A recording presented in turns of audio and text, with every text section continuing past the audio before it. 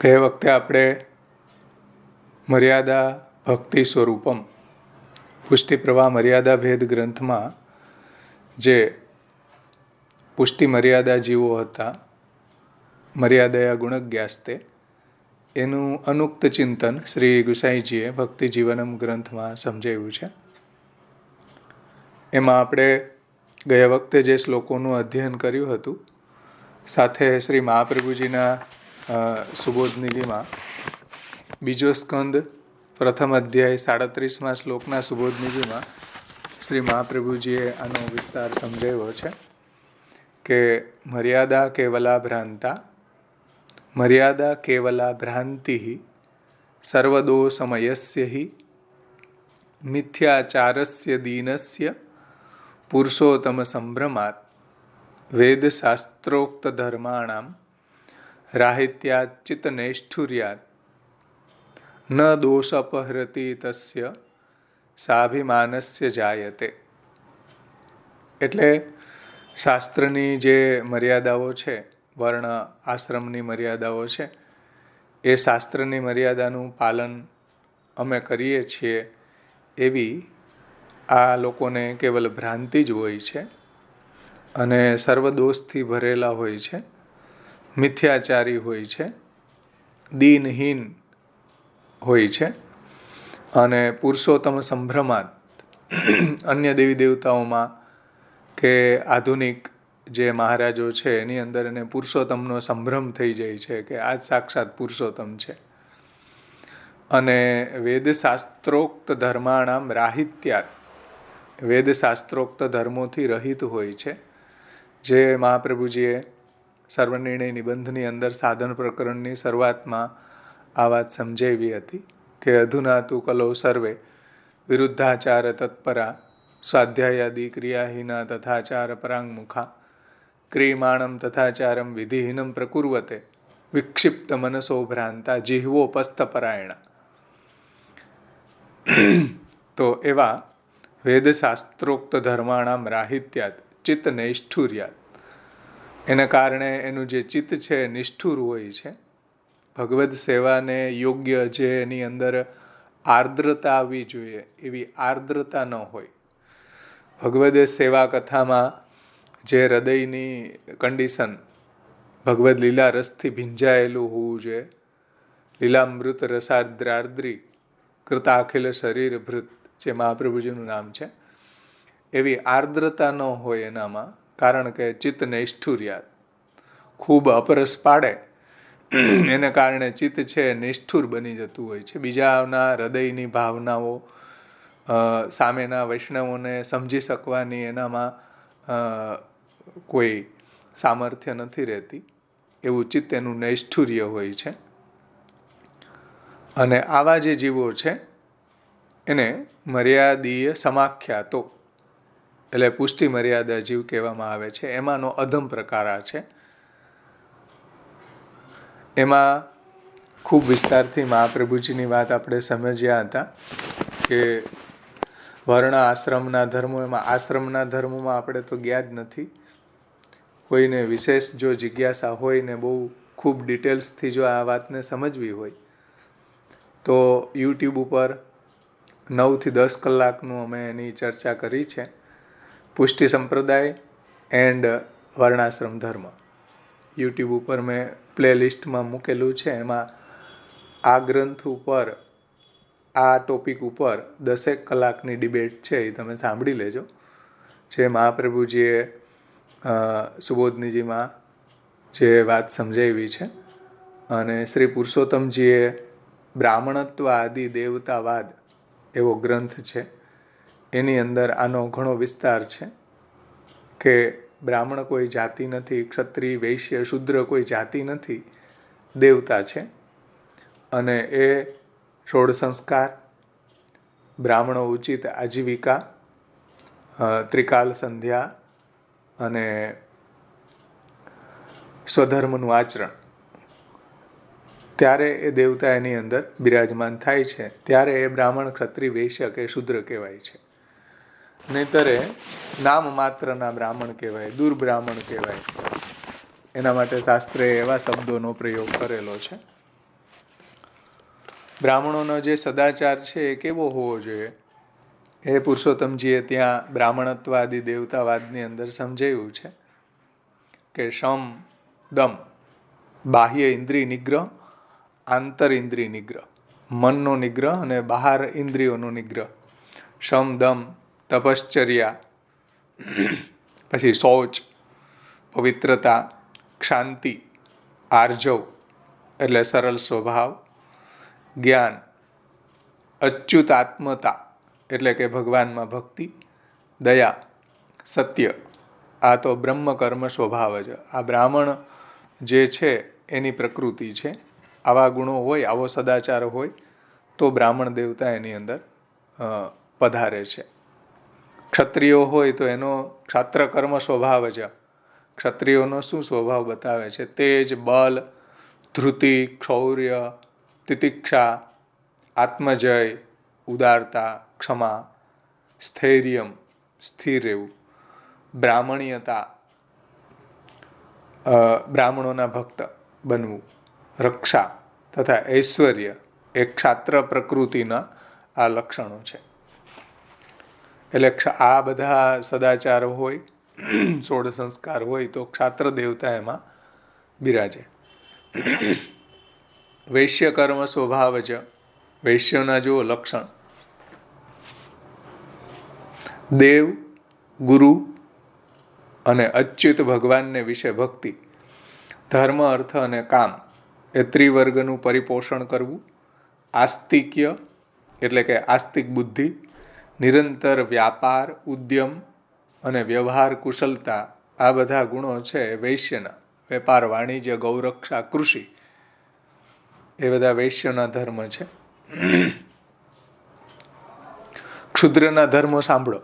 આપણે એમ કહીએ કે ક્ષુદ્ર છે તો હીન કક્ષાનો છે, પણ એના ધર્મો જુઓ.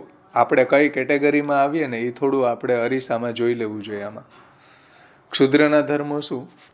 અમંત્રક યજ્ઞ કરવા. અમંત્રક યજ્ઞ, કારણ કે વેદમાં એનો અધિકાર નથી શૂદ્રોનો, એટલે અમંત્રક યજ્ઞ કરવાના. પછી સત્ય, શૌચ, અસ્તેય, ચોરી ન કરવી, નિષ્કપટ ભાવે સ્વામીની, દ્વિજોની અને ગાયોની સેવા કરવી. નિષ્કપટ ભાવે, કોઈ પૈસા લઈને નહીં. સમજો, ક્ષુદ્રના ધર્મો સમજો. આપણે શેમાં આવીએ પછી કહેજો. નિષ્કપટ ભાવે સ્વામીની સેવા, દ્વિજોની સેવા અને ગાયોની સેવા, તેમજ દેવોની સેવા કરવી.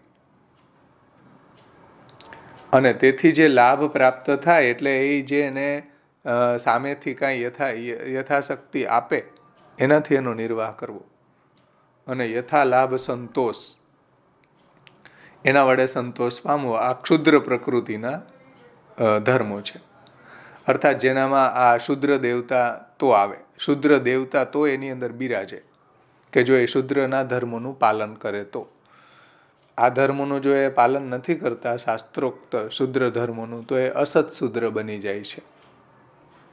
સમજમાં આવે છે ને વાત? તો આ બધા ધર્મોથી એની અંદર 16 સંસ્કાર હોય છે. પછી વૃત્તિ, વર્ણ ઉચિત વૃત્તિ હોવી જોઈએ. કોઈ બ્રાહ્મણ છે એ ખેતી ન કરી શકે, ભૂખે મરતો હોય ને બ્રાહ્મણ, તો એ કૃષિ કરે. એક્સેપ્શનલ, બાય રૂલ્સ નહીં. કોઈ બ્રાહ્મણ છે એ જો આવી ખેતી એટલે કે બીજા વર્ણોની આજીવિકા સ્વીકારે તો એનામાં એ વર્ણ અનુરૂપ એને પછી બની જાય છે. બ્રાહ્મણ છે એ ગાયો રાખી શકે, પણ ગાયોનું દૂધ વેચી ન શકે. સમજમાં આવે છે ને વાત? અમારા જુનાગઢમાં એવા મહારાજો છે કે જે દૂધ વેચે છે. ગાયો રાખી શકે પણ દૂધનો બિઝનેસ ન કરી શકે. વૈશ્યવૃત્તિ છે. તો આટલા બધા કોમ્પ્લિકેશન છે વર્ણમાં. આશ્રમમાં તો હજી આપણે ગયા નથી, જવું નથી. જેને વિશેષ જિજ્ઞાસા હોય એ યુટ્યુબ ઉપર આ પુષ્ટિ સંપ્રદાય એન્ડ વર્ણાશ્રમ ધર્મ એ સાંભળી લેજો. એમાંથી ઘણું બધું ડિટેલ્સથી સમજાઈ જશે. પુરુષોત્તમજીએ જે ખુલાસાઓ કર્યા છે બ્રાહ્મણત્વાદી દેવતાવાદમાં. તો બ્રાહ્મણીઓ ન જાતિ, શ્રી મહાપ્રભુજી કહે છે કે વ્યક્તિ સદભાવે અપી તસ્ય અપગમાત બ્રાહ્મણ કોઈ જાતિ નથી. વ્યક્તિ બ્રાહ્મણના ઘરે જન્મી જાય છતાંય બ્રાહ્મણ નથી. વ્યક્તિ રહેવા છતાં પણ એ ક્ષુદ્ર બની જાય છે. સમજો, આવા કેટલા પ્રસંગો ભાગવતજીની અંદર ખૂબ જોવા મળે છે. કે વિશ્વામિત્રનો એક પ્રસંગ છે. હવે વિશ્વામિત્ર તો ક્ષત્રિય હતા, એમાંથી તપોબલથી બ્રાહ્મણ બની ગયા. પછી એને એક સુનહશેપ જે દેવરાત હતા, દેવરાત નામથી પ્રસિદ્ધ થયા હતા, એને વિશ્વામિત્રે એના બધા જે પુત્રો હતા એને કીધું કે આને તમે મોટો ભાઈ માનો. તો એ લોકો એને મોટો ભાઈ માનવા તૈયાર ન થયા. તો વિશ્વામિત્રે એને શાપ આપી દીધો કે જાઓ તમે બધા મ્લેચ્છ થઈ જાઓ. સમજો, વિશ્વામિત્રના જે પુત્રો હતા એ મ્લેચ્છ થઈ ગયા. એને મોટો ભાઈ ન માનવાના કારણે વિશ્વામિત્રના શ્રાપથી મ્લેચ્છ થઈ ગયા. મ્લેચ્છ એટલે પંચમ વર્ણ. સમજો, બ્રાહ્મણોમાંથી પંચમ વર્ણમાં આવી ગયા. તો જો જાતિ હોય બ્રાહ્મણ, તો કોઈ દિવસે બ્રાહ્મણ મટવો ન જોઈએ, બ્રાહ્મણ જ રહેવો જોઈએ પહેલેથી છેલ્લા સુધી. જેમ ઘોડાની જેમ, ઘોડો એક જાતિ છે, જન્મે ત્યાંથી મરે ત્યાં સુધી ઘોડો જ રહે. ગાય એક જાતિ છે. એવી રીતના બ્રાહ્મણ કોઈ જાતિ નથી ભાઈ. બધા લોકોને મોટી આ ભ્રાંતિ છે કે બ્રાહ્મણની ઘરે જન્મી ગયા એટલે અમે બ્રાહ્મણ છીએ, પણ શાસ્ત્ર એને સ્વીકારતું નથી બ્રાહ્મણ તરીકે. એટલે વિશ્વામિત્રના શાપથી એ બધા જ જે છે એ મ્લેચ્છ બની ગયા, મ્લેચ્છ વર્ણ બની ગયા. વાલ્મીકી છે એ સાવ હીન કક્ષાના હતા, શુદ્ર હતા, શુદ્રથી નીચેની કેટેગરીના. અને એ તપોબલથી, ભગવાનના નામના બલથી એ વાલ્મીકી ઋષિ બની ગયા. સમજો, જાતિ નથી આ. વાલ્મીકી ઋષિ બની ગયા, ભગવાનના ભક્ત બની ગયા, કે જેને સમાધિમાં ભગવાનના પ્રાગટ્ય પહેલા રામાયણની અનુભૂતિ થઈ. આવા મોટા ઋષિ બની ગયા ક્ષુદ્રમાંથી. સમજમાં આવે છે ને? આ બધાનું તાત્પર્ય એ છે. હજી તો ઘણા બધા પ્રસંગો છે, અત્યારે હું લેતો નથી, પણ એટલામાં તમે સમજી ગયા હશો. 9મા સ્કંદમાં ખૂબ પ્રસંગો છે આવા, કે કોઈ બ્રાહ્મણમાંથી ક્ષુદ્ર બની ગયા, કોઈ ક્ષુદ્રમાંથી બ્રાહ્મણ બની ગયા. ઋષભદેવજીના 81 પુત્રો છે એ ક્ષત્રિયમાંથી તપોબલથી બ્રાહ્મણ બની ગયા. જે જળભરત હતા એ મોટા પુત્ર હતા ઋષભદેવજીના, જેને આપણે ત્યાં પ્રચલિત જળભરત તરીકે ઓળખવામાં આવે છે. બીજા 9 પુત્રો કવિ યોગેશ્વરો ભગવાનના ભક્તો બની ગયા. તો આપણે કોઈ વૈષ્ણવની, કોઈ બ્રાહ્મણ, ક્ષત્રિય, વૈશ્ય કે શૂદ્રની ઘરે જન્મીએ તો આપણને એવી ભ્રાંતિ છે કે આપણે બ્રાહ્મણ છીએ, ક્ષત્રિય છીએ, વૈશ્ય છીએ, શૂદ્ર છીએ, પણ હકીકતમાં આમાંથી કંઈ નથી. તો ખોટો અહંકાર આપણે વર્ણનો ન રાખવો જોઈએ, એટલું જ કહેવાનું તાત્પર્ય છે. કારણ કે વર્ણનો અહંકાર જે છે આપણને અપરસના અહંકારમાં પરિણમે છે. અપરસ, મેંડ, મરજાત, અને એને ગુસાઈજી અહીંયા એમ કહે છે કે મર્યાદા કેવલા ભ્રાંતા. સમજમાં આવે છે ને? આ બધું જ આવું ડિટેલ્સથી લેવાનું કારણ આ છે કે ગુસાઈજીની આ વાતને સમજવા માટે કે મર્યાદા કેવલા ભ્રાંતા સર્વદોષમયસ્ય હિ મિથ્યાચારસ્ય દીનસ્ય પુરુષોત્તમ સંભ્રમાત વેદ શાસ્ત્રોક્ત ધર્માણામ રાહિત્યા ચિત્ત નૈષ્ઠુર્યાત. કે આપણે કોઈ વર્ણ નથી, આશ્રમની વાત તો બહુ દૂર રહી ભાઈ. હવે વર્ણ જ નથી આપણું કંઈ ડિસાઇડ થતું, તો આપણે કેટલા દિવસ બાધક પાડવું, કેટલા દિવસ પિંડરું પાડવું, એને કેમ નિર્ણય લેવો? આનો મતલબ એવો પણ નથી સમજવાનો કોઈએ કે હવે તો આપણે દાઈનો ઘોડો રમતો જમતો છૂટો. એવું મારું તાત્પર્ય નથી અહીંયા કહેવાનું. પરંતુ જેમ કરતા હોય, જેટલું પાડતા હોય બાધક, સૂતક, જે બી, પણ એનાથી પવિત્રતા, એનાથી શુદ્ધિ નથી થતી. એ આપણી ભ્રાંતિ છે. એટલે મર્યાદા કેવલા ભ્રાંતા. ભગવાનનું ભજન કરીએ, ભગવાનની સેવા, શરણાગતિ, સમર્પણ, એનાથી ભગવત પ્રાપ્તિ થાય, એનાથી ભક્તિ દ્રઢ થાય. એટલે આટલો વિસ્તાર કરવાનું મારું એક જ પ્રયોજન છે, અપરસનો અહંકાર ન કરવો. બસ, બીજું કોઈ મારું પ્રયોજન નથી. આનો મતલબ કોઈ ઉશૃંખલ થઈ જવાની જરૂર નથી, પણ આવી હેસિયત છે વર્ણની બાબતમાં. એટલું જ પ્રયોજન છે, એનાથી વધારે બીજું કોઈ સમજાવવાનું પ્રયોજન નથી ગુસાઈજીની આ વાતને સમજવા માટે. મહાપ્રભુજીના વખતમાં આ બધું કોલોપ્સ થઈ ગયું. એની આગળ જાય 5,500 વર્ષ પહેલાં યુધિષ્ઠિરે આ વાત કરી છે. એમાં આપણે અત્યારે નહીં જઈએ, ગયા વખતે એની ચર્ચા કરી લીધી કે યુધિષ્ઠિર એમ કહે છે કે ભાઈ અત્યારે બધું વર્ણ સાંકર્ય પેદા થઈ ગયું, આમાં કોણ કયા વર્ણનો છે એને ડિસાઇડ જ ન કરી શકીએ. એટલે ઇન્ટરકાસ્ટ મેરેજ કોઈ કરી લે તો એ વર્ણશંકર એના ઘરે પુત્રો થઈ જાય તો એ શુદ્રય નથી રહેતા. શાસ્ત્રી કોઈ કર્મ કરવાનો એનો અધિકાર નથી રહેતો, અસત શુદ્ર બની જાય છે વર્ણશંકર જાતિ. સમજમાં આવે ને? હવે એને કેટલા દિવસ બાધક પાડવું, કેટલા દિવસ પિંડરું પાડવું, એને કેમ ડિસાઇડ કરવું? આપણે શાયદ એવા જ અસત શુદ્ર જ છીએ. કોઈ ત્રિકાલ સંધ્યા નથી કરતા, યજ્ઞોપવિત ધારણ નથી કરી ત્રૈવર્ણિકોએ, એટલે એવા જ બની ગયા. અને પછી આપણે એવો અહંકાર કરીએ કે આપણે તો પૂરેપૂરું બાધક પાડીએ છીએ. પૂરેપૂરું પાડતા જ નથી ભાઈ. 30 દિવસ બાધક લાગે, 30 દિવસ કોઈ પાડતું નથી. 15 દિવસ પાડીને પાછા સેવા કરે તો બાધકમાં તો સેવા કરી જ રહ્યા છે ભાઈ. ખોટો અહંકાર કરવાથી ફાયદો શું? અને બીજી એક ભાગવતજીની અંદર એકાદશ સ્કંધની અંદર બહુ સુંદર એક ભગવાન આજ્ઞા કરે છે. એ શ્લોક પણ આજે થોડો લઈશ આ વાતને સમજવા માટે. યાનાસ્થાય નરો રાજન ન પ્રમાદ્યેત ન કરહિચિત ધાવન નિમિલ્યવા નેત્રે ન સ્પતે ન સ્ખલે દિહ. શ્રીમદ ભાગવતમાં એકાદશ સ્કંદના 2 અધ્યાયનો 35મો શ્લોક છે. એમાં ભગવાન શું કહે છે કે હે રાજન, આ ભાગવત ધર્મનું આચરણ કરવાથી મનુષ્ય ક્યારેય ભૂલ કરતો નથી. આ ભાગવત ધર્મ એટલે મહાપ્રભુજીએ જે આપણને ભક્તિનો પ્રકાર સમજાવ્યો તે ભાગવત ધર્મ એટલે ભગવાનની ભક્તિ. ભાગવત ધર્મનું આચરણ કરવાથી મનુષ્ય ક્યારેય ભૂલ કરતો નથી. તેમજ આંખો વીંચીને દોડે તો પણ એ ઠોકર ખાતો નથી, તેમજ પડી જતો નથી. એના કોઈ પતનનો ભય નથી. પડી જતો નથી એનો મતલબ કે કોઈ એને જન્માંતર થતો નથી. આ ભક્તિ માર્ગ એવો છે કે યાસ્થાય, યાનાસ્થાય, આસ્થાય એટલે કે કાયા વાણી અને મનથી ભગવાનના દાસ બનેલો ભક્ત, કાયા વાણી અને મનથી ભગવાનનું ભજન કરતો ભક્ત. ધાવન નિમિલ્યવા નેત્રે, ધાવન એટલે ઈચ્છિત સ્થળે દોડતા જવું, ભગવાનની ભક્તિમાં આગળ વધવું. ધાવન નિમિલ્યા એટલે આંખો વીંચી નહીં દોડે, સમજો. અને વચ્ચે વચ્ચે ક્યારેય શાસ્ત્ર આજ્ઞા એનાથી ન પડાય, શાસ્ત્ર આવર્ણ આશ્રમના ધર્મ એનાથી પાલન ન પણ થાય તો પણ એ ભગવાન સુધી પહોંચી જાય છે. અને નેત્રો કયા? ધાવન નિમિલ્યવા નેત્રે, આંખો વીંચી નહીં દોડે તો નેત્રો કયા?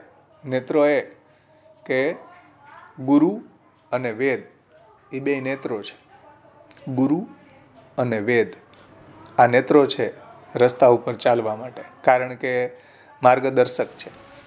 તો ગુરુ અથવા તો વેદ અને સ્મૃતિ, જે ઋષિમુનિઓ પ્રણીત જે સ્મૃતિઓ છે એ નેત્રો છે. અને ઠોકર ખાવી એટલે શું? પડવું.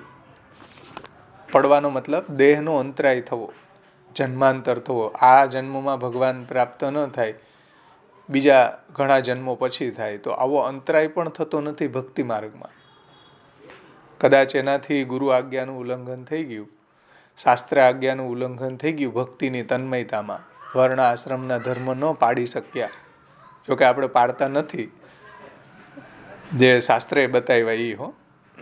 ત્રિકાલ સંધ્યા છે, 16 સંસ્કાર છે, વર્ણ ઉચિત આજીવિકા છે, વર્ણ ઉચિત સદાચાર છે, વગેરે વગેરે. તો એનાથી આ પાલન ન પણ થયું તો પણ એને કોઈ જન્મનો અંતરાય નથી થતો ભગવત પ્રાપ્તિમાં. અને ઉતાવળમાં કદાચ કોઈ સાધન છૂટી પણ જાય અને શાસ્ત્ર અને ગુરુની આજ્ઞાનું ક્યારેક ઉલ્લંઘન પણ થઈ જાય તો પણ ફલ ન મળે એવું નથી. ફલ એને શ્યોર મળશે. ધાવન નિમિલ્યવા નેત્રે ન સ્પતે ન સ્ખલે દિહ, એનું સ્ખલન નથી થતું. ભક્તિની આવી મહત્તા છે એવું ભગવાન અહીંયા બતાવે છે કે ફલ પ્રાપ્તિમાં વિલંબ નથી થતો ભાઈ. ભગવત પ્રાપ્તિમાં એને વિલંબ નથી થતો. કદાચ એ ભગવાનની ભક્તિ કરી રહ્યો છે, એમાં એનાથી કોઈ વર્ણ આશ્રમના ધર્મો એનાથી ન પડાયા તો પણ એનું સ્ખલન નથી થતું, એનું પતન નથી થતું, એને આ જ જન્મમાં ભગવત પ્રાપ્તિ થાય છે. આવું આશ્વાસન ભગવાન આપે છે. ધ્યાનાસ્થાય નરો રાજન ન પ્રમાદ્યેત ન કરહિચિત ધાવન નિમિલ્યવા નેત્રે ન સ્પતે ન સ્ખલેદી. સમજમાં આવી ને વાત? હજી એક બહુ સુંદર, હમણાં અમારે જે સર્વોત્તમ સ્તોત્ર ચાલે છે એમાં પણ એક બહુ સુંદર વાક્ય ગોકુલનાથજીનું છે આ બાબતમાં. એમાં શ્રી મહાપ્રભુજીનું 60મું નામ છે સ્વદાસાર્થ કૃતા અશેષ સાધન. મહાપ્રભુજી છે સ્વદાસાર્થ, પોતાના નિજજનોના માટે કૃત અશેષ સાધનોને કરી લે છે. કદાચ કોઈ વર્ણ આશ્રમ ધર્મ આપણાથી ન પડ્યો કે કોઈ યજ્ઞ આગાદિક ન થયા તો આપણા ઓન બિહાફમાં મહાપ્રભુજી પોતે કરે છે. આ નામનો અર્થ એવો છે. એમાં શ્રી ગોકુલનાથજી બહુ સુંદર આજ્ઞા કરે છે. સ્વદાસાર્થ કૃતા અશેષ સાધન ઇતિ સ્વદાસાર્થમેવ કૃતાની અશેષાણી સર્વાણી સાધનાની એ ન સ. સ્વદાસોના જે સ્વદાસો ભગવાનની સેવામાં રત છે, ભગવાનની ભક્તિમાં રત છે, લૌકિકમાં કે સંસારમાં નહીં, એવા જે સ્વદાસો છે એના બધા સાધનો મહાપ્રભુજી એના ઓન બિહાફમાં કરી લે છે. પછી ગોકુલનાથજીની પંક્તિ બહુ સુંદર જુઓ. એ તેન કર્મ કાલ દોષપહરે કર્મ કાલ લોપ દોષ પરિહારકત્વમ ઉક્તમ. મહાપ્રભુજી કેવા છે કે કર્મ લોપ દોષ અને કાલ લોપ દોષ આવે. વર્ણ આશ્રમના ધર્મોનું પાલન કરવામાં કર્મ લોપ દોષ એટલે તમે કર્મ કરી જ ન શક્યા, વર્ણ આશ્રમના ધર્મનું પાલન ન કરી શક્યા, જે રીતના શાસ્ત્રએ બતાવ્યું છે એ રીતના ન કરી શક્યા, એ કર્મ લોપ દોષ કહેવાય. અને વર્ણ આશ્રમના ધર્મોના જે સંધ્યાવંદન છે કે યજ્ઞ આગાદિક છે કે વગેરે જે બી વર્ણના ધર્મો છે એ તમે જે કાલમાં કરવા જોઈએ એ કાલમાં ન કરી શક્યા તો કાલ લોપ દોષ આવે. સમજમાં આવીને? કે જેમ સંધ્યાવંદનનો સમય છે એ સવારમાં કરવી જોઈએ. શાસ્ત્ર એમ કહે છે કે બ્રાહ્મણ ક્ષત્રિય વૈશ્ય ત્રૈવર્ણિકોએ સવારમાં સંધ્યાવંદન ક્યારે કરવી જોઈએ તો કે તારકોપેતા ઉત્તમા, તારા દેખાતા હોય ને ત્યારે સંધ્યા કરવી. આને ઉત્તમ સંધ્યા કહેવામાં આવે છે.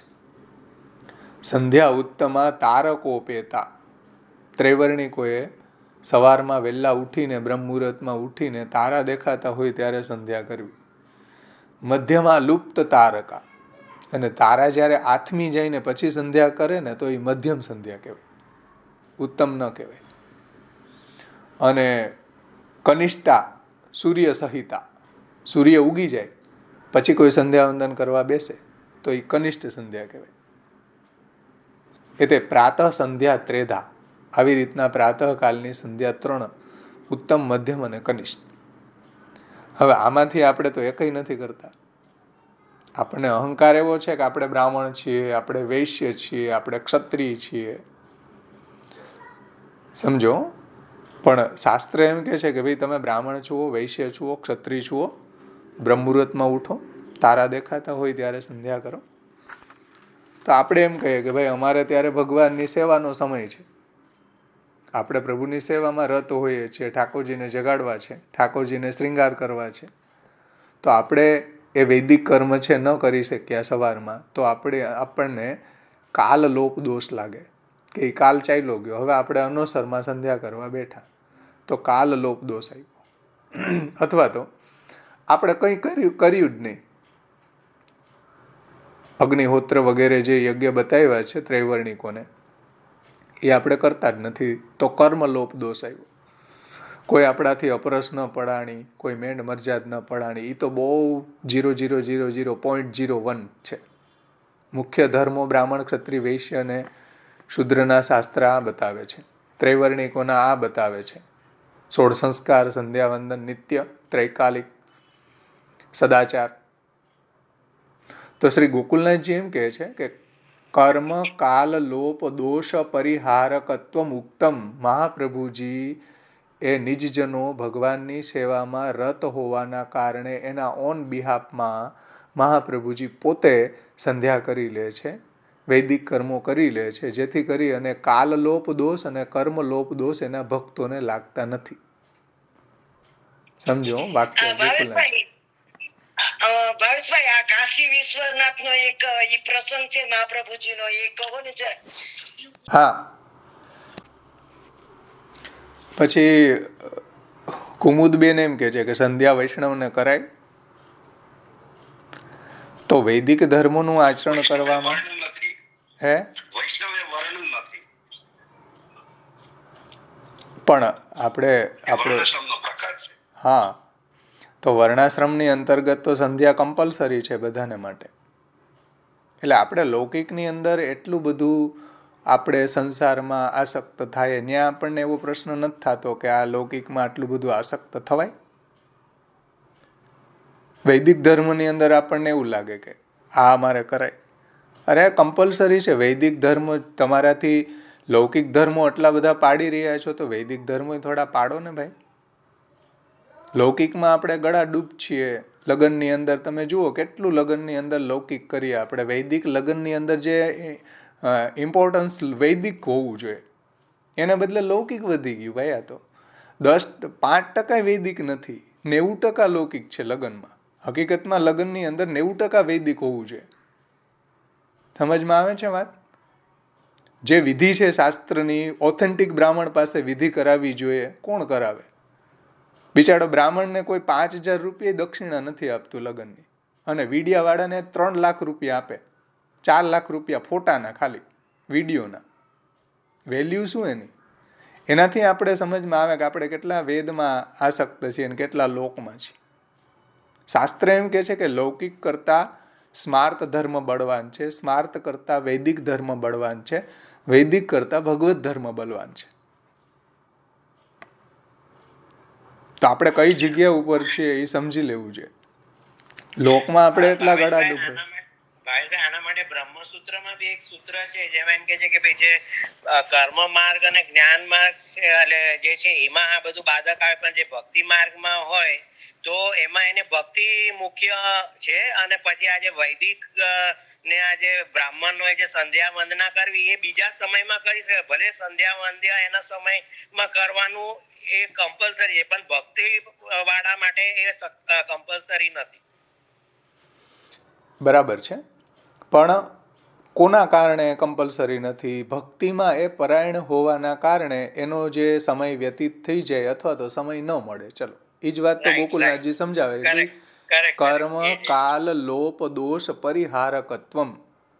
મહાપ્રભુજી ભક્તોના કાલ લોપ દોષ અને કર્મ લોપ દોષનો પરિહાર કરે છે. મહાપ્રભુજી પોતે એના ઓન બિહાફમાં એની અવેજીમાં કરી લે છે કે ભાઈ તમારાથી વૈદિક ધર્મ નથી થતા, તો મહાપ્રભુજી પોતે કરી લે છે. આપણે સંધ્યા વંદન જોકે કરવા જોઈએ, પણ વૈદિક લૌકિક કર્મમાં આપણે એટલા રત છીએ કે આપણને સંધ્યા વંદનનો ટાઈમ મળતો નથી ભાઈ. ભક્તિની વાત તમે જુઓ કે ભક્તિ સેવાની અંદર આપણે લૌકિક કર્મ આવે તો લૌકિકને પતાવવા તો જઈએ જ છીએ ને આપણે. એટલી નિષ્ઠા આપણી ભક્તિમાં પ્રબલ નથી કે આપણે લૌકિક કર્મોને છોડી શકીએ. તો પછી વૈદિકનું એવું જ હોવું જોઈએ ને. કહેવાનું તાત્પર્ય છે મારું. પરંતુ ખેર ચલો, જ્યાં બી હોઈએ આપણે, કહેવાનું તાત્પર્ય છે કે ભક્ત જે ભગવાનની સેવામાં રત છે, ભગવાનના ગુણગાનમાં, ભગવાનની શરણાગતિ, ભગવત સેવામાં રત છે, તો એને આવા કોઈ દોષ બાધારૂપ નહીં થાય. કદાચ એનાથી કંઈ ન પડાણું, કોઈ વર્ણ આશ્રમના ધર્મ એનાથી ન પડાયા, કાલ લોપ દોષ કે કર્મ લોપ દોષ જે બી આવ્યું, પણ જો ભગવાનની સેવામાં રત હશું તો એની જવાબદારી મહાપ્રભુજી લેવા તૈયાર છે.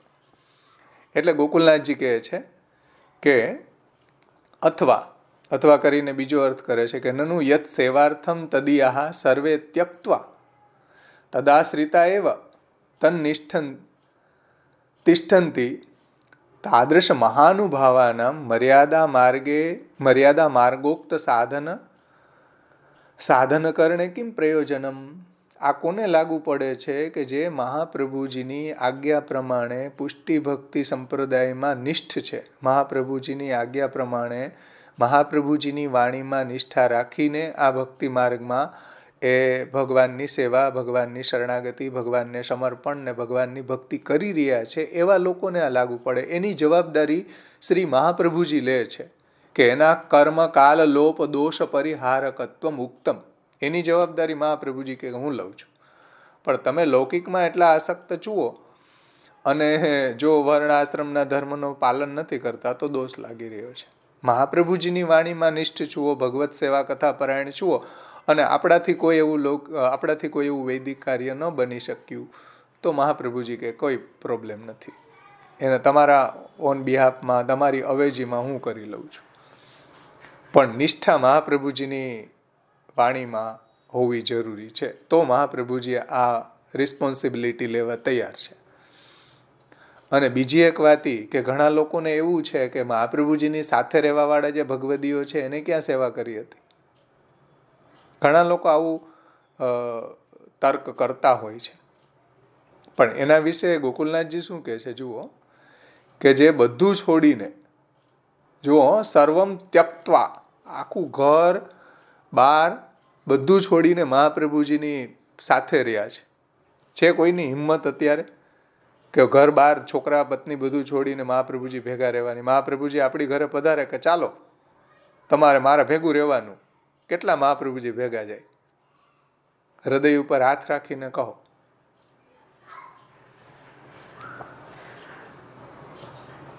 દામોદરદાસ હરસાનીજી ભાગલા પડતા હતા પ્રોપર્ટીના. દામોદરદાસજી ઉદાસ હતા. આચાર્ય ચરણો પધાર્યા રસ્તામાં, ઉપરથી કૂદી ગયા. દમલાતું આવ્યો, ચલો કોઈ પાછળથી શું થશે, પ્રોપર્ટીનું મકાનનું શું થશે, નો ટેન્શન, નો ચિંતા. આનું નામ નિષ્ઠા કહેવાય મહાપ્રભુજીમાં. તો આવા જે ભગવદીઓ છે એના વિશે ગોકુલનાથજી શું કહે જુઓ, નનુ યત સેવાર્થમ તદિયા સર્વ ત્યક્ત્વા, જે મહાપ્રભુજીની સેવા માટે ઘર બાર બધામાંથી આસક્તિ છોડીને જે મહાપ્રભુજીની પાછળ મહાપ્રભુજીની આજ્ઞા પ્રમાણે મહાપ્રભુજીની સેવા કરી રહ્યા છે, સર્વમ ત્યક્ત્વા તદાશ્રિતા એવ, અને મહાપ્રભુજીના જ આશ્રિત છે. તદાશ્રિતા એવ તિષ્ઠંતી, મહાપ્રભુજીના આશ્રિત થઈને જ રહે છે. તાદૃશ મહાનુભાવાનામ, આ તો બહુ મોટા મહાનુભાવો છે, મોટા ભગવદીઓ છે કે જે બધું છોડીને મહાપ્રભુજીના ચરણ કમળનો જ જેને દ્રઢાશ્રય છે, એવા જે ભગવદીઓ છે એને મર્યાદા માર્ગોક્ત સાધન કરણે કિમ પ્રયોજનમ, એને આવા મર્યાદા માર્ગી સાધનોનું પાલન કરવાનું પ્રયોજન શું? જેનું સર્વસ્વ મહાપ્રભુજી છે અને એને એટલી સ્વરૂપ નિષ્ઠા ઠાકોરજીમાં મહાપ્રભુજીની કૃપાના કારણે થઈ ગઈ છે કે જે આપણે 50 વર્ષ સેવા કરીએ તો એવી સ્વરૂપ નિષ્ઠા ન આવી. એવી સ્વરૂપ નિષ્ઠા મહાપ્રભુજીના સાનિધ્ય માત્ર દત્ત શ્રી કૃષ્ણ પ્રેમા, મહાપ્રભુજીના સાનિધ્ય માત્રથી કૃષ્ણમાં આવો એને પ્રેમ સિદ્ધ થઈ ગયો છે, જેને મહાપ્રભુજીના પ્રમેય બલથી સિદ્ધ થયો છે. તો એનું આપણે કમ્પેરિઝન આપણે કરીએ સંસારી કે જે લોકમાં જ આસક્ત છીએ, પાછા આપણે એમ કહીએ કે મહાપ્રભુજીની સાથે રહેવાવાળા હતા એને ક્યાં સેવા કરી છે ને? આપણી ટોપ ફ્લોર વેકેન્ટ, ઉપલો માળ સાવ ખાલી. જેને ગોકુલનાથજી એમ કહે કે યત સેવાર્થમ તદિયા સર્વમ ત્યક્ત્વા, જે મહાપ્રભુજીની સેવા માટે બધું છોડીને તદાશ્રિતા એવ તિષ્ઠતી, જે મહાપ્રભુજીમાં જ નિષ્ઠ થઈને આચાર્ય ચરણોના ચરણ કમળના આશ્રય સિવાય બીજું કંઈ એના જીવનમાં આવ્યું જ નથી, એને ભગવાનમાં આવો પ્રેમનું દાન મહાપ્રભુજી પ્રમેય બલથી સિદ્ધ કરી દીધું છે. એની કમ્પેરિઝન આપણે એના ચરણ કમળની રજની કમ્પેરિઝન આપણે ન કરી શકીએ. એવા મહાનુભાવા છે. સમજમાં આવે છે ને વાત? કોઈ દિવસ મહાપ્રભુજીની સાથે રહેવાવાળા ભગવદીઓની કમ્પેર ન કરવી કોઈની સાથે. એવા એ મહાનુભાવો છે. એમ ગોકુલનાથજી કહે છે. જે ગોકુલનાથજી 84-252 વૈષ્ણવનું ધોળ નિત્ય બોલતા, તે ભગવદીઓના ચરણ કમળની મને હંમેશા આશા છે, એવું ગોકુલનાથજી કહે. સમજમાં આવે છે વાત? તો આવું ક્યારેય, જ્યાં સુધી આપણે ભગવદીઓના સ્વરૂપનું જ્ઞાન ન થાય ત્યાં સુધી આવો વિચાર ન કરવો જોઈએ કે આવા ભગવદીઓ સેવા કેમ નથી કરી. એટલે મહાપ્રભુજીનું પ્રમેય બલ છે. પ્રમેય બલથી એવી સ્વરૂપ નિષ્ઠા એનામાં પ્રગટ થઈ ગઈ કે શ્રીનાથજી સામે આવીને કહે કે મહાપ્રભુજીને જગાડો, તો દામોદરદાસજી કહે છે કે નહીં, હમણાં મહાપ્રભુજી પોઢેલા છે ભાઈ, અવાજ નહીં કરો. આનું નામ સ્વરૂપ નિષ્ઠા કહેવાય. ખેર, ચલો, વાત આપણી મૂળ જે ચાલી રહી છે એ છે કે જે કંઈ બી સોરી ભાવેશભાઈ, એટલે એ જે હું અધિકરણ કહું છું ને, આદરાદ લોપ ઇત્ય અધિકરણ, આદર નો લીધે લોપ નથી, એ આજે તમે વાત સમજાવી ને એ જ બ્રહ્મસૂત્રમાં કહેલી છે કે જ્યાં ભગવત ધર્મ અને બીજો ધર્મ બેઉ સાથે આવતો હોય એક જ સમય કરવાનો, તો કોને પ્રધાનતા આપવી? Right, exact. ધવલભાઈએ પણ એમાં ઘણું ડિટેલ્સથી લીધું છે કે પ્રાયોરિટી ભગવત ધર્મને આપવી જોઈએ. તો આની આપણે ઘણી ચર્ચા કરી લીધી. છેલ્લી એક વાત, શ્રી મહાપ્રભુજીએ તૃતીય સ્કંદમાં આનો એક બહુ સુંદર ખુલાસો કર્યો છે. તૃતીય સ્કંદ સુબોધનીજીમાં એને પણ સાથે સમજી લેવો જરૂરી છે, કારણ કે આ બધાનો સમન્વય રૂપે ખુલાસો છે. કારણ કે મહાપ્રભુજીની એવી આજ્ઞા છે કે સ્વધર્માચરણમ સત્ય. મહાપ્રભુજી એવું પણ કહે છે કે વર્ણાશ્રમ વતામ ધર્મે મુખ્ય નષ્ટે છલેન તુ ક્રિયમાણે ન ધર્મસ્યાત અતસ્તસ્માન ન મોચનમ બુદ્ધિમાન અદરમ તસ્મિન છલે સાધ્યેપી દુઃખત ત્યક્ત્વા માર્ગે ધ્રુવ ફલે ભક્તિ માર્ગે સમાવિશેષ, જે ગયા વખતે આપણે એને જોઈ ગયા.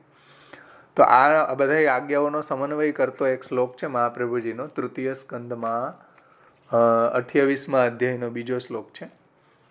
યાવદ દેહોયમ તાવદ વર્ણાશ્રમ ધર્મ એવ સ્વધર્મ ભગવત ધર્માદયોપી વિધર્મ પરધર્મો વા યદા પુનઃ આત્માનમ જીવ મન્યતે સંઘાત વ્યતિરિક્તમ તદા દાસ્યમ સ્વધર્મમ અન્ય વર્ણાશ્રમાદયો પરધર્મઃ યદા પુનઃ ભગવદ ભાવમ પ્રાપ્તા તદા અલૌકિકમ ધર્મા એવ ઋષભાદિસ્વીવ ગૌચર્યાદય સ્વધર્મા અન્ય પરધર્મા ઇતિ. આ મહાપ્રભુજીનો સમન્વય શ્લોક છે કે ભાઈ જ્યાં સુધી આપણને એવું દેહમાં અભિમાન છે કે હું બ્રાહ્મણ છું, હું ક્ષત્રિય છું, હું વૈશ્ય છું, ત્યાં સુધી તમારા માટે વર્ણાશ્રમ ધર્મ મુખ્ય છે, ભગવત ધર્મ મુખ્ય નથી. પણ યદા પુનઃ આત્માનમ જીવ મન્યતે સંઘાત વ્યતિરિક્તમ, જ્યારે આપણને એવું જ્ઞાન થાય કે ભાઈ દેહ અલગ છે, જીવ અલગ છે, જીવ ભગવાનનો દાસ છે, દેહ જે છે એ વર્ણાશ્રમ વગેરે ધર્મો છે એ દેહ ધર્મો છે, ભગવાનની શરણાગતિ, ભગવાનની ભક્તિ આત્મધર્મ છે. આવું જ્યારે એને જ્ઞાન થાય ત્યારે એના માટે ભગવાનની શરણાગતિ છે, ભગવત ધર્મ છે એ મુખ્ય બની જાય છે. વર્ણ આશ્રમના ધર્મો એના માટે ગૌણ બની જાય છે. સમજમાં આવે છે ને વાત? કે તદા દાસ્યમ સ્વધર્મ અન્ય વર્ણાશ્રમાદયો પરધર્મો વા. ક્યારે? કે જ્યારે એને દેહ અને જીવ સમજમાં આવે, દેહાત્મ બુદ્ધિ હોય કે આ દેહ છે એ જ આત્મા છે, દેહ છે એ બ્રાહ્મણ છે, ક્ષત્રિય છે, વૈશ્ય છે, ત્યાં સુધી એના માટે વર્ણાશ્રમ ધર્મ સ્વધર્મ છે. પરંતુ પુનઃ જ્યારે પોતાને દેહ ઇન્દ્રિય વગેરે સંઘાતથી જુદો જુએ, પોતાને જીવને, કે દેહ ઇન્દ્રિય સંઘાત છે એ અલગ છે અને જીવ એનાથી અલગ છે, જીવ ભગવાનનો અંશ છે, પ્રભુ અંશી છે, તત્વ લેવલના એંગલથી, ભક્તિના એંગલથી ભગવાન આપણા સ્વામી છે, આપણે એના દાસ છીએ. આ મુખ્ય ભાવ હોવો જોઈએ. અંશાંશી ભાવ તો તાત્વિક લેવલના સંદર્ભથી કયો છે, પણ ભક્તિના લેવલ ઉપર સ્વામી અને સેવકનો ભાવ મુખ્ય હોવો જોઈએ. તો આવું જ્યારે એને ભાન થાય કે પ્રભુ મારા સ્વામી છે, હું એનો સેવક છું, ત્યારે એને ભગવાનનું દાસ્ય સ્વધર્મ છે અને બીજા બધા વર્ણાશ્રમ આદિ ધર્મો છે એના માટે ગૌણ ધર્મો છે. અને પુનઃ જ્યારે એને એવી ભગવદ ભાવને પ્રાપ્ત કરી લે, ભગવાનની ભક્તિમાં એવો એ તન્મય થઈ જાય, ત્યારે એના માટે બધા ધર્મો પરધર્મ છે, ભગવાનની ભક્તિ જ સ્વધર્મ છે. સમજમાં આવે ને વાત? જય શ્રી કૃષ્ણ ભાવેશભાઈ. 3:28 જય શ્રી કૃષ્ણ. જય શ્રી કૃષ્ણ. હા ભાવેશભાઈ, હજી આપણને હજી દેહ એવું તો અભિમાન તો છે ને કે હું આ છું એમ, એક વ્યક્તિ પર્ટિક્યુલર વ્યક્તિ તરીકે કે હું. હા, તો તમારા માટે ભગવત ધર્મ મુખ્ય નથી, તમારા માટે વર્ણાશ્રમ ધર્મ મુખ્ય છે. તમારા તમારે યજ્ઞોપવિત ધારણ કરવું જોઈએ, સંધ્યાવંદન કરવા જોઈએ, ષોડ સંસ્કાર કરવા જોઈએ, વર્ણ ઉચિત આજીવિકા કરવી જોઈએ. જ્યારે તમને એવું લાગે કે હું કૃષ્ણનો દાસ છું, ત્યારે તમારા માટે ભગવાનની શરણાગતિ સ્વધર્મ બને છે. ત્યાં સુધી ન બને. ત્યાં સુધી ભગવત ધર્મ તમારા માટે પરધર્મ વિધર્મ હોવા. આવું મહાપ્રભુજી તૃતીય સ્કંદના 28મા અધ્યાયના બીજા શ્લોકમાં કહે છે. એના સુબોધનીજીમાં ખૂબ ડિટેલ્સથી આ વાત સમજાવી છે. ત્યાં તમે જોઈ શકો વિસ્તારથી, વિશેષ જિજ્ઞાસા હોય તો. તમે વર્ણાશ્રમ દેહાભિમાન રાખી રહ્યા છો કે અમે ક્ષત્રિયો છીએ. બધા જ ધર્મો તમારે પાલન કરવા જોઈએ. તમને વૈશ્ય હોવાનો અહંકાર છે, બ્રાહ્મણ હોવાનો અહંકાર છે, તો તમારે બધા ધર્મો પાળવા જોઈએ.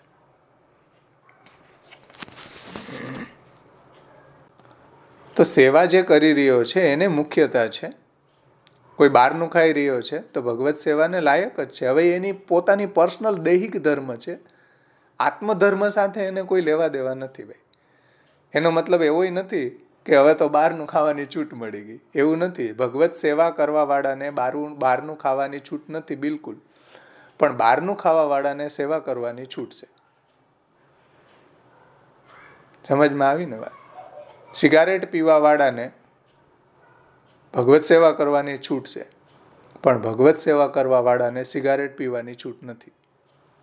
એટલે ભગવાને ગીતાજીમાં કહ્યું છે કે અપિચેત્સ દુરાચારો ભજતે મામ અનન્ય ભાગ સાધુરેવ સ મંતવ્યમ સમ્યક વ્યવસિતો હિ સહ ક્ષિપ્રમ ભવતી ધર્માત્મા શસ્વ શાંતિ નિગચ્છતિ કોંતે પ્રતિજાની નમે ભક્ત પ્રણશ્યતિ. ગમે એવો દુરાચારી હોય પણ ભગવાનની સેવા કરી શકે, કાંઈ વર્ણના ધર્મ આશ્રમના ધર્મ ન પાડતો હોય, એ પણ મેહા ઢીમર જેવા ભગવાનની સેવા કરી શકે. મેહા ઢીમરે બીજે દિવસે ભગવાનની સેવા કરી હતી. પહેલા દિવસે મેહા ઢીમર જ્યારે એના પત્નીને બાળકનો જન્મ થયો તો એને ભગવાને આજ્ઞા કરી પત્નીને. બીજા દિવસે કોણે કરી? બીજા દિવસે મેં ઢીમરે કરી. કારણ કે એને એલાવ જ નથી વર્ણ આશ્રમના ધર્મો, જે પંચમ વર્ણ છે. તો અપિચેત્સ દુરાચારો, તમે વર્ણાશ્રમ ધર્મ ન પાડવાને કારણે કેટલા અપવિત્ર થાવ, પંચમ વર્ણ બની જાવ, ચલો, કે અસત શૂદ્ર બની જાવ, તોય ભગવાનની સેવા તો અસત શૂદ્રોએ કરી છે, ભગવાનની સેવા તો પંચમ વર્ણોએ કરી છે આપણે ત્યાં. અને ભાગવત ખુદ આ છૂટ આપી રહ્યું છે કે કિરાત હુણાંદ્ર પુલિંદ પુલકશા આભીર કંકા યવના ખસાદયા એને ચ પાપા તદુપાશ્રયા શ્રેયા શુદ્ધ્યંતિ તસ્મે પ્રભ વૈષ્ણવે નમઃ. કિરાત હુણાંદ્ર પુલિંદ ભીલ યવન ખસ બધા પંચમ વર્ણ. એણે ભગવાનની સેવા તો એ કરી જ શકે, ભગવાનની શરણાગતિ તો એ કરી જ શકે, ભગવાનની ભક્તિ તો એ કરી જ શકે. મામહિ પાર્થ વ્યપાશ્રિત્ય તે પિસ્યુ પાપયો નય સ્ત્રીઓ વૈશ્યો તથા શુદ્રો તે પિયાંતિ પરામગતિ. સ્ત્રી હોય, શુદ્ર હોય, પાપી હોય, ગમે એવો જીવ હોય, ભગવાનની સેવાથી એને કોઈ રોકી ન શકે. બહારની ખાવાની વાત તો દૂર રહી ભાઈ, ભગવાનની સેવાને તો એ લાયક જ છે. ભગવાન છૂટ આપી રહ્યા છે, તમે કોણ એને રોકવા વાળા?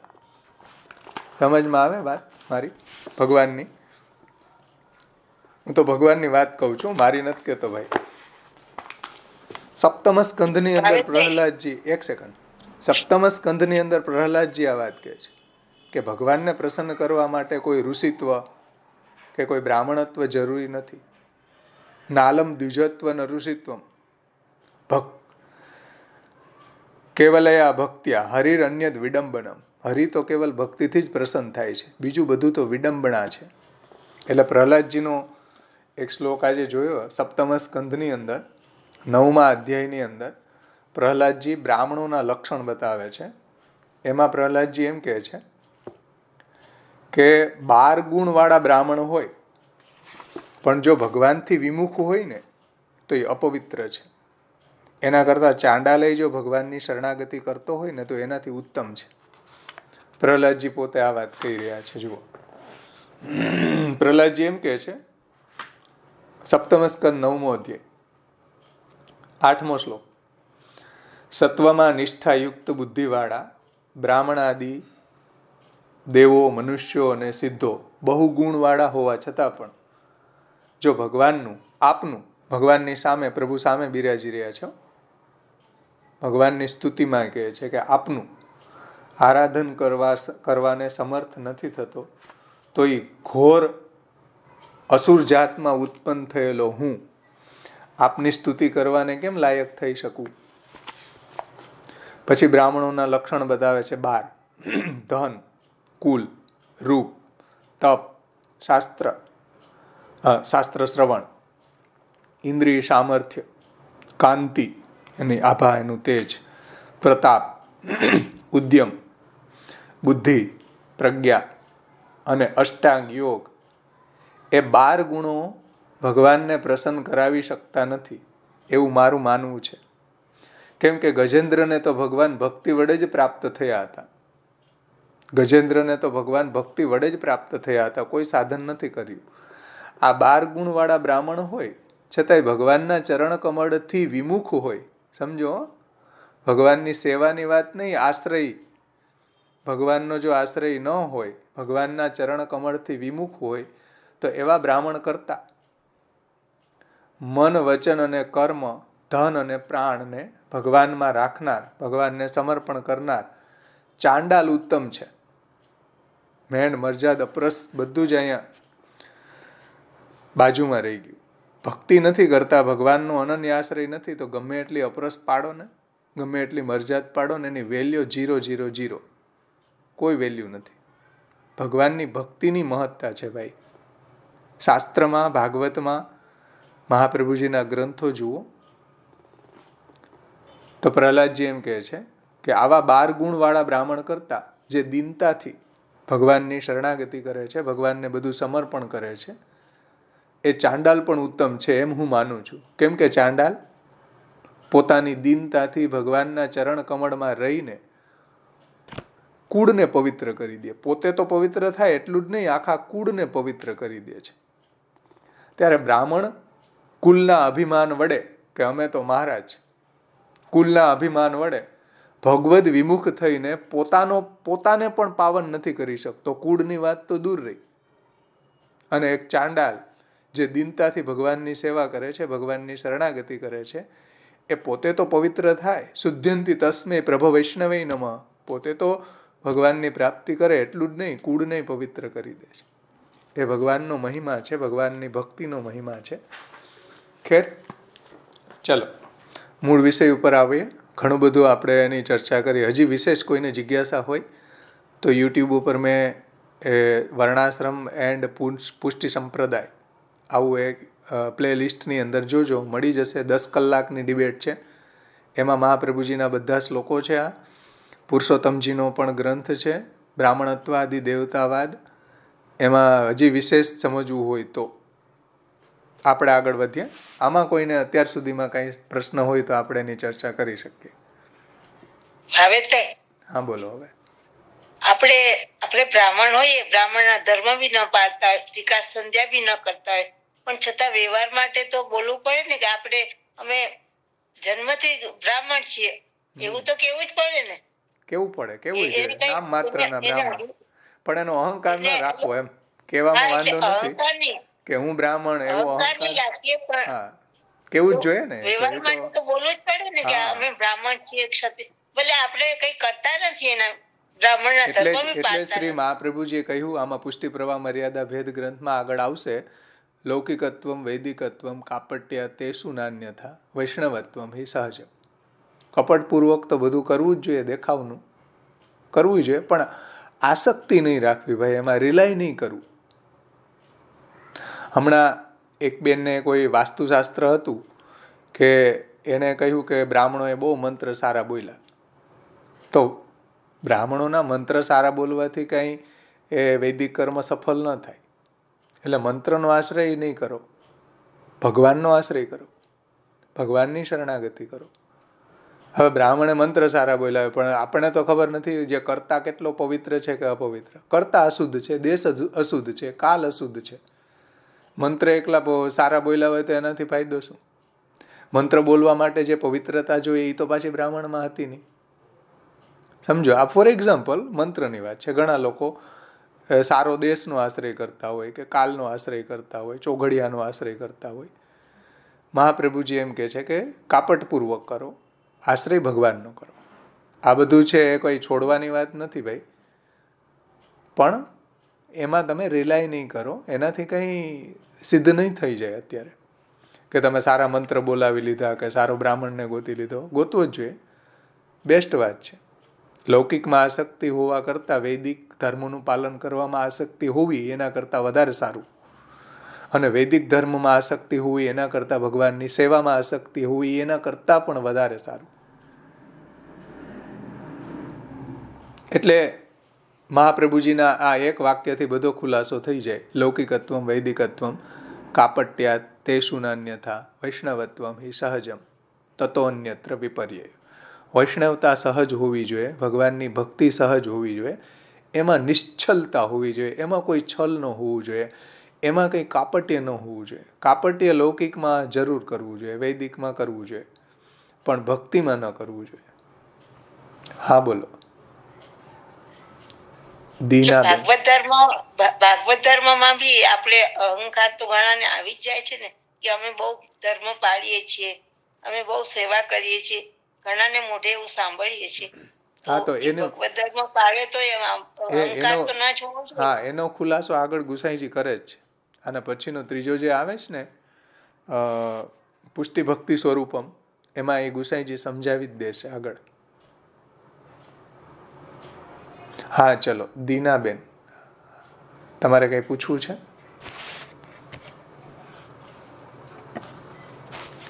हम ऐसा नहीं बोल सकते कि हम कोई कास्ट से हम वैष्णव है, बस बात खत्म हो गई वहाँ पे. हम Sure. वैष्णव है.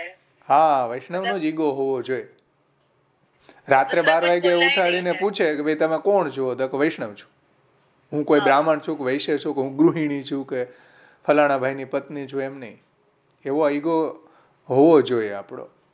જે ગોકુલનાથજીએ પૂછ્યું ને કે ભાઈ કોણ છો તમે, વૈષ્ણવને ટચ થઈ ગયા, અપરસમાં અડી ગયા, તો એણે કીધું હું વૈષ્ણવ છું. જુઓ એનો આ અવેરનેસ છે ને એની વૈષ્ણવતાની જાગે છે, બહુ સ્ટ્રોંગ છે અવેરનેસ. આપણી અવેરનેસ બ્રાહ્મણ ક્ષત્રિય વૈશ્ય શૂદ્રની છે, પણ એની અવેરનેસ વૈષ્ણવની હતી. એટલે પૂછ્યું ગુસાઈજીએ 3 વખત પૂછ્યું વૈષ્ણવ છું. એ અવેરનેસ જાગવી જોઈએ આપણી. હા ચલો, બીજા કોઈને કઈ પ્રશ્ન છે ભાઈ?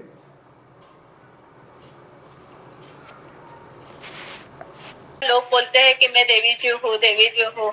वो भी अभिमानी हो जाता है कि वो देवी जीव के जैसे कार्य करता है कि नहीं, पर मुझसे बोलता है मैं देवी जीव हूँ, पुष्टि मार्ग में हूँ, बट वो सेवा करता है कि नहीं वो उसको पता नहीं होता है.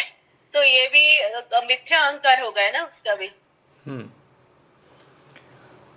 એ તો આપણે જ્યારે શાસ્ત્રનું અધ્યયન કરીએ, મહાપ્રભુજીના ગ્રંથોનું અધ્યયન કરીએ, પછી આપણને ખબર પડે કે આપણે કેવા જીવ છીએ.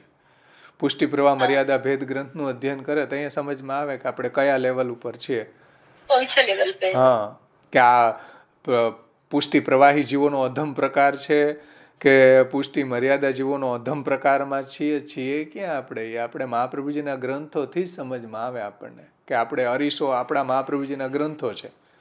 મહાપ્રભુજીના ગ્રંથોનું અધ્યયન કરો તો એ આપણો અરીસો છે. આપણને ખબર પડે કે આપણે ક્યાં પહોંચ્યા છીએ હજી. પણ ભાવેશભાઈ, આપણે પોતાને દૈવી જીવ છે એમ કઈ રીતે કહી શકીએ ને? મહાપ્રભુજી એમ કહે છે કે એની ઓળખ એ છે કે કૃપા પરિજ્ઞાનં ચ માર્ગ રુચ્યાયમ નિશ્ચિયતે. હરિની કૃપા છે આપણી ઉપર, આપણે દૈવી જીવ છીએ, તો આપણને આ માર્ગની અંદર સ્થાયી રુચિ હોવી જોઈએ. આપણો અનન્ય આશ્રય હોવો જોઈએ ભગવાનમાં.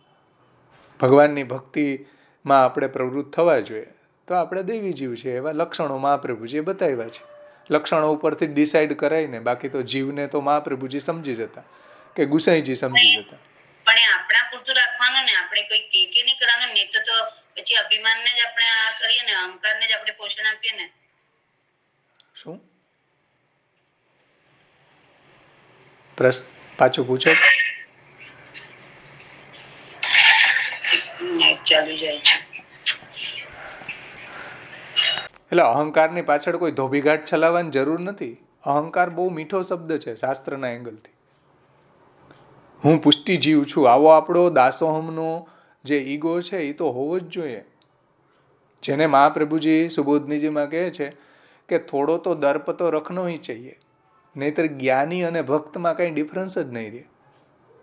જ્ઞાની જે છે એને ઈગાની આવશ્યકતા નથી, એને અહમ બ્રહ્માસ્મિની આવશ્યકતા છે. આપણે ત્યાં તો આપણા ઠાકોરજીના આપણે દાસ છીએ એટલે એટલો અહંકાર તો એટલો કૃષ્ણ મારા સ્વામી છે, શ્રી કૃષ્ણ શરણમ મમ, હું કૃષ્ણનો દાસ છું, દાસોહમ, હે કૃષ્ણ હું તમારો છું, આવો ઈગો તો હોય તો જ ભક્તિ થાય, નહીતર ભક્તિ થાય જ નહીં. આ પોઝિટિવ અહંકાર છે, એને અસ્મિતા કહેવાય. રાઈટ રાઈટ, એકદમ આ પોઝિટિવ ઈગો છે જેને આપણે ત્યાં પુષ્ટિ અસ્મિતા કહેવામાં આવે છે. બરાબર, આ તો હોવો જ જોઈએ. એટલે તો ભગવાને ખુદ વ્રજવાસીઓની અંદર આવો અહંકાર રાખ્યો. અવિદ્યા પૂતના નષ્ટા ગંધ માત્ર અવશેષિતા. અવિદ્યા જે છે, બધા વ્રજવાસીઓની પૂતના જે છે એ અવિદ્યા હતી, એને ભગવાને હણી અને એમાં બધા વ્રજવાસીઓમાં ગંધ રાખી અવિદ્યાની, કે બધા ભગવાનની સેવા કરે, ભગવાનની ભજન કરે. આ સુસંસ્કૃત અહંકાર છે આપણો, એ હોવો જ જોઈએ. જો ભગવાનને બધા વ્રજવાસીઓની અંદર આવી અહંતા મમતા ન રાખી હોય તો ભગવાનની લીલાય ન થાય. કોઈ ભગવાનને પોતાના પ્રિયતમ ન માની શકે, કોઈ ભગવાનને પોતાના બાળક ન માની શકે, કોઈ ભગવાનને પોતાના સખા ન માની શકે, કોઈ ભગવાનને પોતાના સ્વામી ન માની શકે.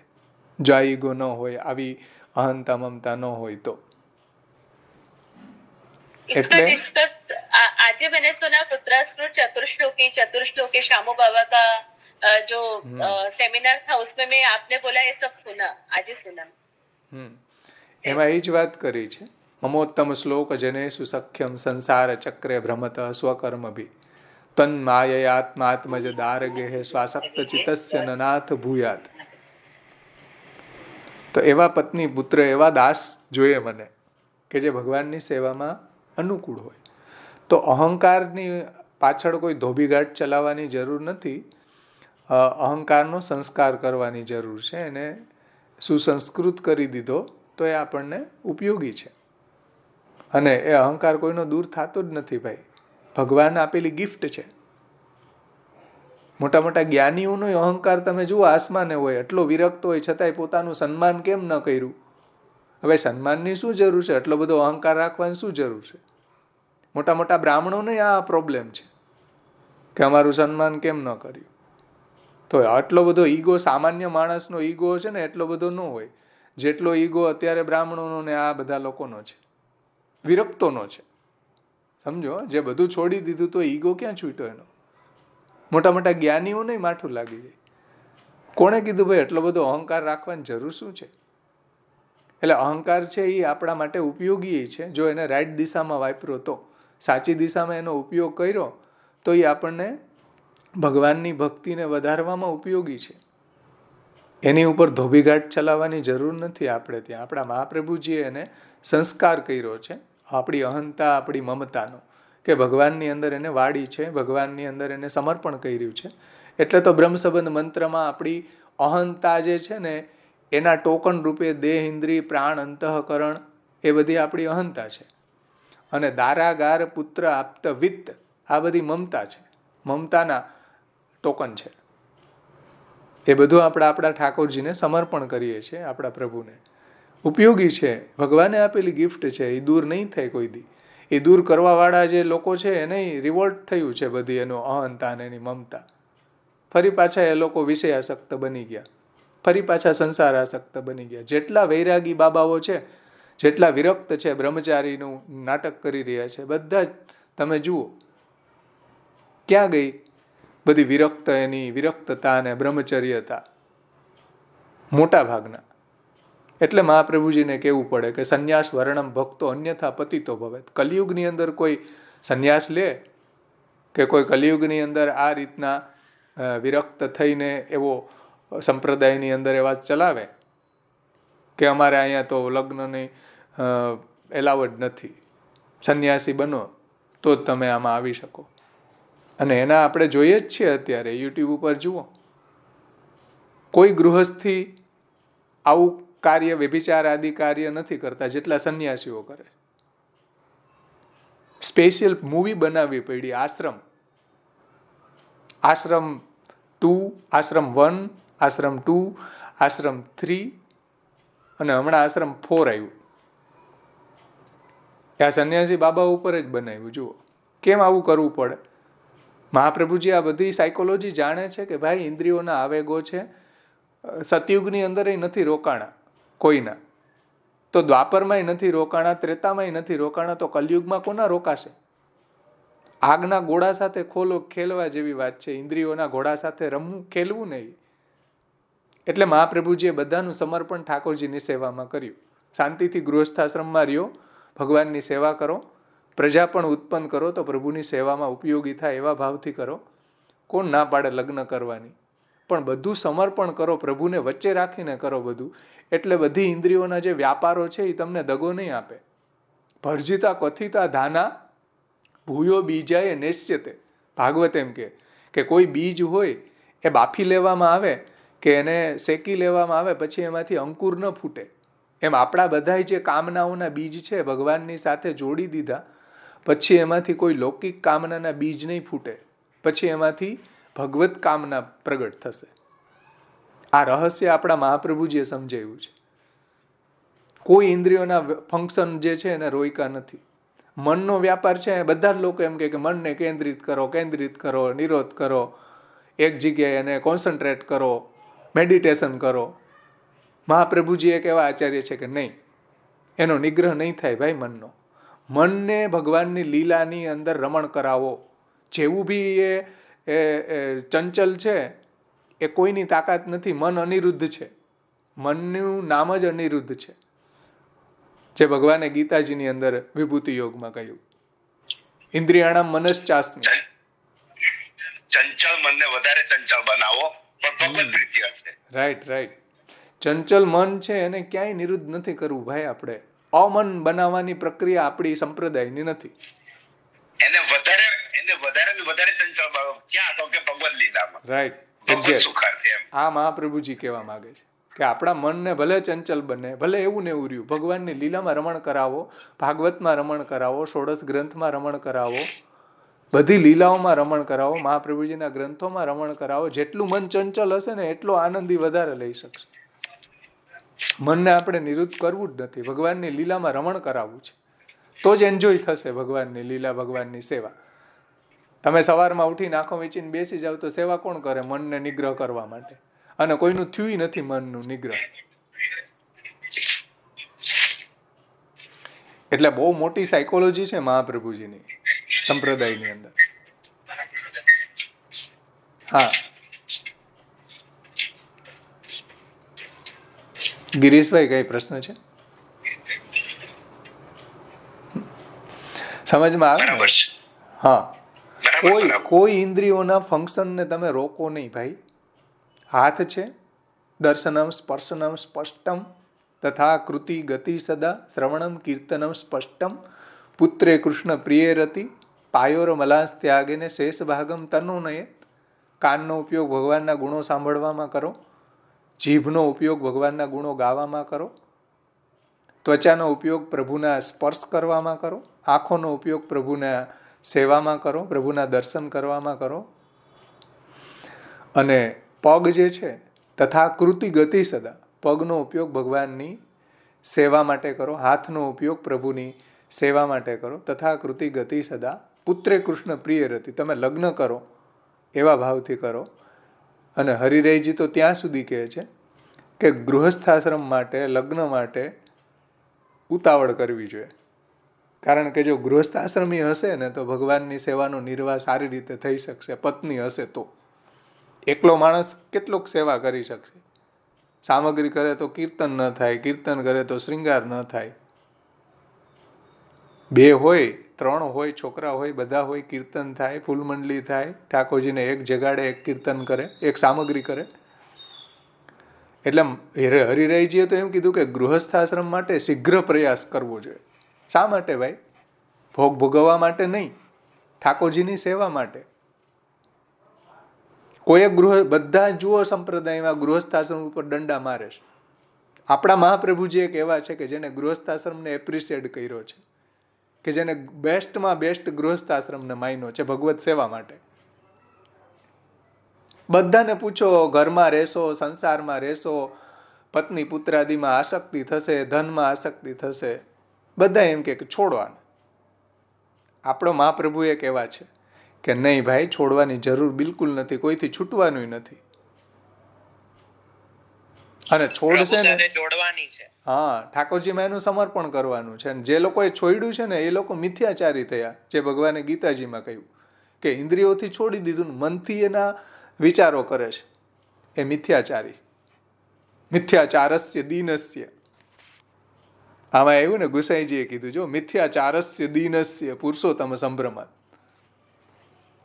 એટલે બધી ઇન્દ્રિયોનો વિનિયોગ આપણા પ્રભુની સેવામાં કરો. પુત્રે કૃષ્ણ પ્રિય રતિ, પુત્ર પણ જોઈએ છીએ.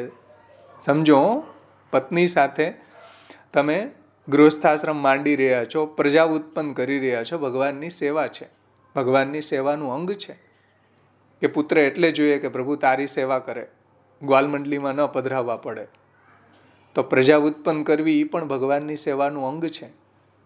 પાયોર મલાંસ ત્યાગે ન, તમે ટોયલેટ જઈ રહ્યા છો ને, એ પણ ભગવાનની સેવાનું પાર્ટ છે. મહાપ્રભુજી કહે છે કે ઘણી ઇન્દ્રિયો ગ્રહણાત્મિકા હોય છે અને ઘણી ઇન્દ્રિયો છે ઉત્સર્ગાત્મિકા હોય છે, કે જેનાથી આપણા શરીરનો કચરો બહાર નીકળે તો આપણે સ્વસ્થ થઈને ભગવાનની સેવા કરી શકીએ. તો પાયોર મલાંસ ત્યાગે ન, મલ ત્યાગ કરવા જવું એ ભગવાનની સેવાનું પાર્ટ છે, એવું મહાપ્રભુજી કહે છે. પાયોર મલાસ ત્યાગેને શેષ ભાગમ તનો નયત યસ્યવા ભગવત કાર્યમ યદા સ્પષ્ટમ ન દૃશ્યતે તદા વિનિગ્રહસ્તસ્ય કર્તવ્ય ઇતિ નિશ્ચય. અને આ રીતના જો ભગવાનની સેવામાં બધી ઇન્દ્રિયોનો વિનિયોગ આપણે કરવા લાગી ગયા તો નાતઃ પરતરો મંત્રો, નાતઃ પરતર સ્તવ, નાતઃ પરતરા વિદ્યા, તીર્થમ નાતઃ પરાત્પરમ. આનાથી શ્રેષ્ઠ દુનિયાનો કોઈ મંત્ર નથી, આનાથી શ્રેષ્ઠ કોઈ વિદ્યા નથી, આનાથી શ્રેષ્ઠ કોઈ તીર્થ નથી. મહાપ્રભુજી શું કહે છે જુઓ, નાતઃ પરતરો મંત્રો, નાતઃ પરતર સ્તવ, નાતઃ પરતરા વિદ્યા, તીર્થમ નાતઃ પરાત્પરમ. એવા સેવાનો પ્રકાર મહાપ્રભુજી આપણને સમજાવ્યો ષોડશ ગ્રંથમાં. તો કોઈ ઇન્દ્રિયોના નિગ્રહની વાત ક્યારે આવે કે જ્યારે ભગવાનના ભજનમાં ડાયરેક્ટલી યા ઇનડાયરેક્ટલી એનો વિનિયોગ ન થતો હોય, તો મહાપ્રભુજી કહે છે કે યસ્યવા ભગવત કાર્યમ યદા સ્પષ્ટમ ન દૃશ્યતે તદા વિનિગ્રહસ્તસ્ય કર્તવ્ય ઇતિ નિશ્ચય. એ વિનિગ્રહની વાત લાસ્ટમાં આવી કે ડાયરેક્ટલી યા ઇનડાયરેક્ટલી જ્યારે એને આપણે ભગવાનમાં વિનિયોગ નથી થઈ શકતો ત્યારે એને તમે સ્ટોપ કરો. એ દુસંગમાં જઈ રહી હોય તો એને તમે નિગ્રહ કરો. બાકી તો બધી ઇન્દ્રિયોનો વિનિયોગ ભગવાનની સેવામાં આપણે કરશું તો આપણી બધી ઇન્દ્રિયોના જે અધિષ્ઠાત્રી દેવતાઓ છે એ શુદ્ધ થઈ જશે. અધિષ્ઠાત્રી દેવતાઓ એ શુદ્ધ થઈ જશે. એટલે બધી ઇન્દ્રિયોના જે આપણા આવેગો છે ને, એ આવેગોની ક્યારેય રોકવાનો પ્રયાસ ન કરો. એને ભગવાનની દિશામાં, ભગવાનની સેવામાં એનો વિનિયોગ, એને સમર્પણ કરવું જરૂરી છે. તો ઇન્દ્રિયોના આવેગો આપણને દગો નહીં આપે.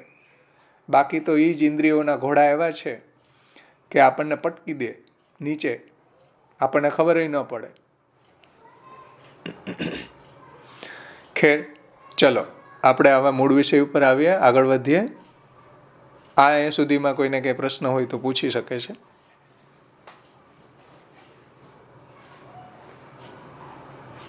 આગળ થોડોક શ્લોક આજે આપણે આ સમપ કરવાનું છે એટલે લઈ લઉં.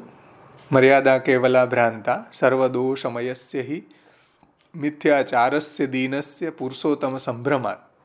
એટલે શાસ્ત્રની આ જે વર્ણ આશ્રમની ધર્મ પાળવાવાળા જે એનો અહંકાર રાખી રહ્યા છે એ ખોટું છે, એ ભ્રાંત છે કેવલ, અને સર્વદોષથી ભરેલા છે. શાસ્ત્ર વિરુદ્ધ આચરણ કરી રહ્યા છે, પાછા પડદા પાછળ તો દેખાવ કંઈક અલગ કરી રહ્યા છે.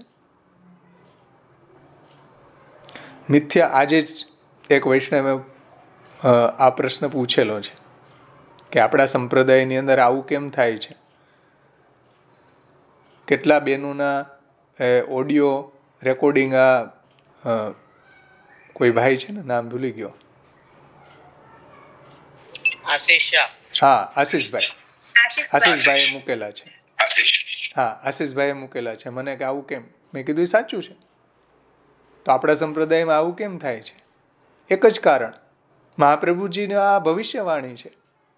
યદા બહિર્મુખા યુયમ ભવિષ્યંથ કથંચન તદા કાલ પ્રવાહસ્તા દેહચિત્તા દયોપ્યુત સર્વથા ભક્ષયિષ્યંતિ યુષ્માનિતિ મતિર્મમ. જ્યારે આપણે આપણા ઠાકોરજીથી વિમુખ થશું, જ્યારે આપણે આપણા મહાપ્રભુજીના સિદ્ધાંતથી વિમુખ થશું, ત્યારે આપણી ઇન્દ્રિયો જ આપણને ખાઈ જશે. સમજો, યદા બહિર્મુખા યુયમ ભવિષ્યત કથંચન તદા કાલ પ્રવાહસ્તા દેહચિત્તા દયોપ્યુત સર્વથા ભક્ષયિષ્યંતિ. આપણી જ ઇન્દ્રિયો આપણને દગો આપશે.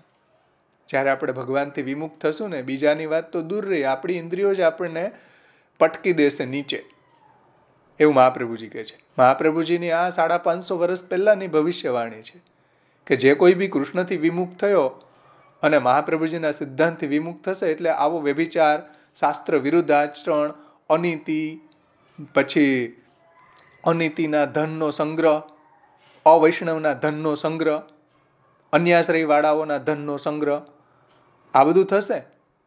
ન થાય તો આપણને આશ્ચર્ય થાય કે ભાઈ મહાપ્રભુજીની વાણી પ્રમાણે કેમ ન થયું. આ તો મહાપ્રભુજીની વાણી સત્ય પડી રહી છે. એટલે એ જે વિડિયા મૂકી રહ્યા છે બહેનોના, એ વાત સાચી છે. એ બહેનોને બિચારાઓની વેદના છે, એને બિચારાઓને કોઈને ખબર જ નથી આ સંપ્રદાયના સિદ્ધાંતો મહાપ્રભુજીના. એટલે એ અવળે રસ્તે ચડી ગયા છે. અને અવળે રસ્તે ચડાવવાવાળા એવા જ છે પાછા, કે આવી લાલચો આપી આપીને એની સાથે શાસ્ત્ર વિરુદ્ધ આચરણ, વ્યભિચાર કરે છે.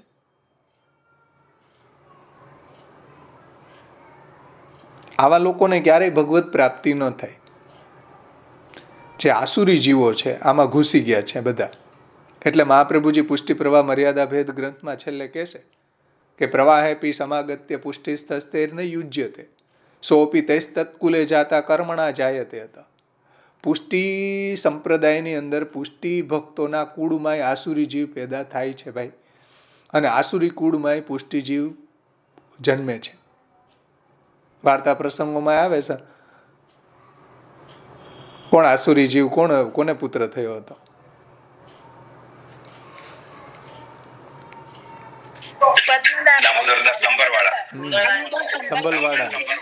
સંભલવાડા.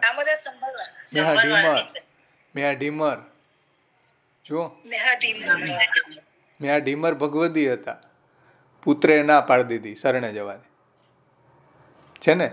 તો દૈવી જીવોની ઘરે આસુરી જીવ જન્મી જાય. આસુરી કુલમાં હિરણ્યકશિપુને ત્યાં પ્રહલાદજી જન્મી જાય. કોઈ ડિસાઈડ નથી કરી શકતા. અને આવા આસુરી જીવો જ ઉધમ કરે છે આ સંપ્રદાયની અંદર. જે આવા આસુરી જીવો ઘૂસી ગયા છે એ તો આ બધી ઉધમ કરે છે. જે લોકો મહાપ્રભુજીના સિદ્ધાંત પ્રમાણે જીવન જીવી રહ્યા છે, મહાપ્રભુજીની આજ્ઞા પ્રમાણે ભગવત સેવા, ભગવત શરણાગતિ, ભગવત સમર્પણ, ભગવત ભક્તિમાં જે પરાયણ છે એ નથી કરતા. પણ એ મહાપ્રભુજીમાં નિષ્ઠ હોવા જરૂરી છે. જો મહાપ્રભુજીનો આશ્રય ન હોય, આપણા ઠાકોરજીનું અવલંબન ન હોય, તો ક્યારે આપણે વિમુખ થઈ જાય આપણને ન ખબર પડે. આપણે ક્યારે લપસી જાય ને એનો આપણને ખબર ન પડે. એટલે ખૂબ સાવધાન રહેવું જરૂરી છે. બધા આપણો પુષ્ટિ સંપ્રદાયમાં છે ને, સ્વામિનારાયણ સંપ્રદાય છે, બધા ધર્મ સંપ્રદાયો કલિકાલના જે આ કાલ દોષ છે એનાથી ઘેરાયેલા છે. પરંતુ જો મૂળ આચાર્યની વાણીને પકડી રાખે કોઈ, તો એ ક્યારેય એનું પતન ન થાય.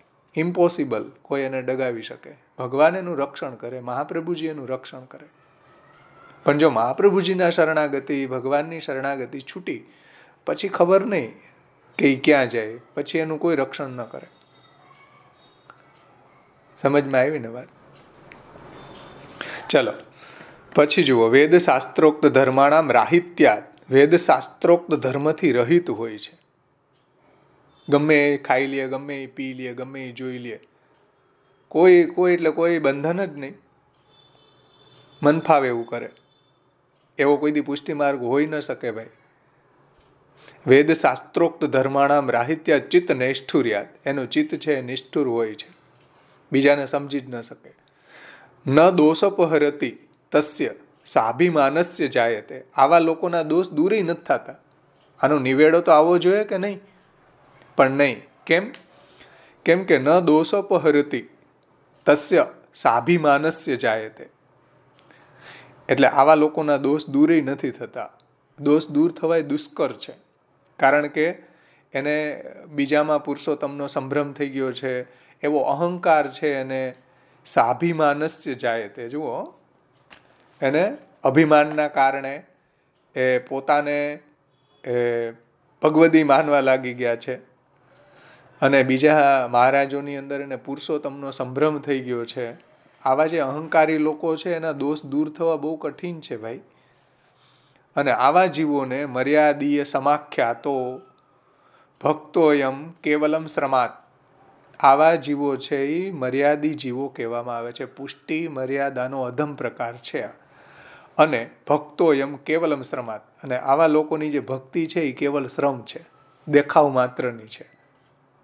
સમજો ગુસાઈજી શું કહેવા માંગે છે. આપણને લાગે કહો સવારથી સાંજ સુધી સેવા કરે, પણ એ ભક્તિ કેવલ શ્રમ માત્ર છે. જો આવા અહંકારી છે, અહંકારથી સેવા કરી રહ્યા છે, વર્ણાશ્રમનો અહંકાર છે, પોતે પોતાના સાધન બલનો અહંકાર છે, આવા લોકોની ભક્તિ ભક્તોયમ કેવલમ શ્રમાત. ગુસાઈજીના શબ્દો જુઓ, આવા લોકોની ભક્તિ કેવલ શ્રમ છે, એ ભક્તિ ન કહી શકાય.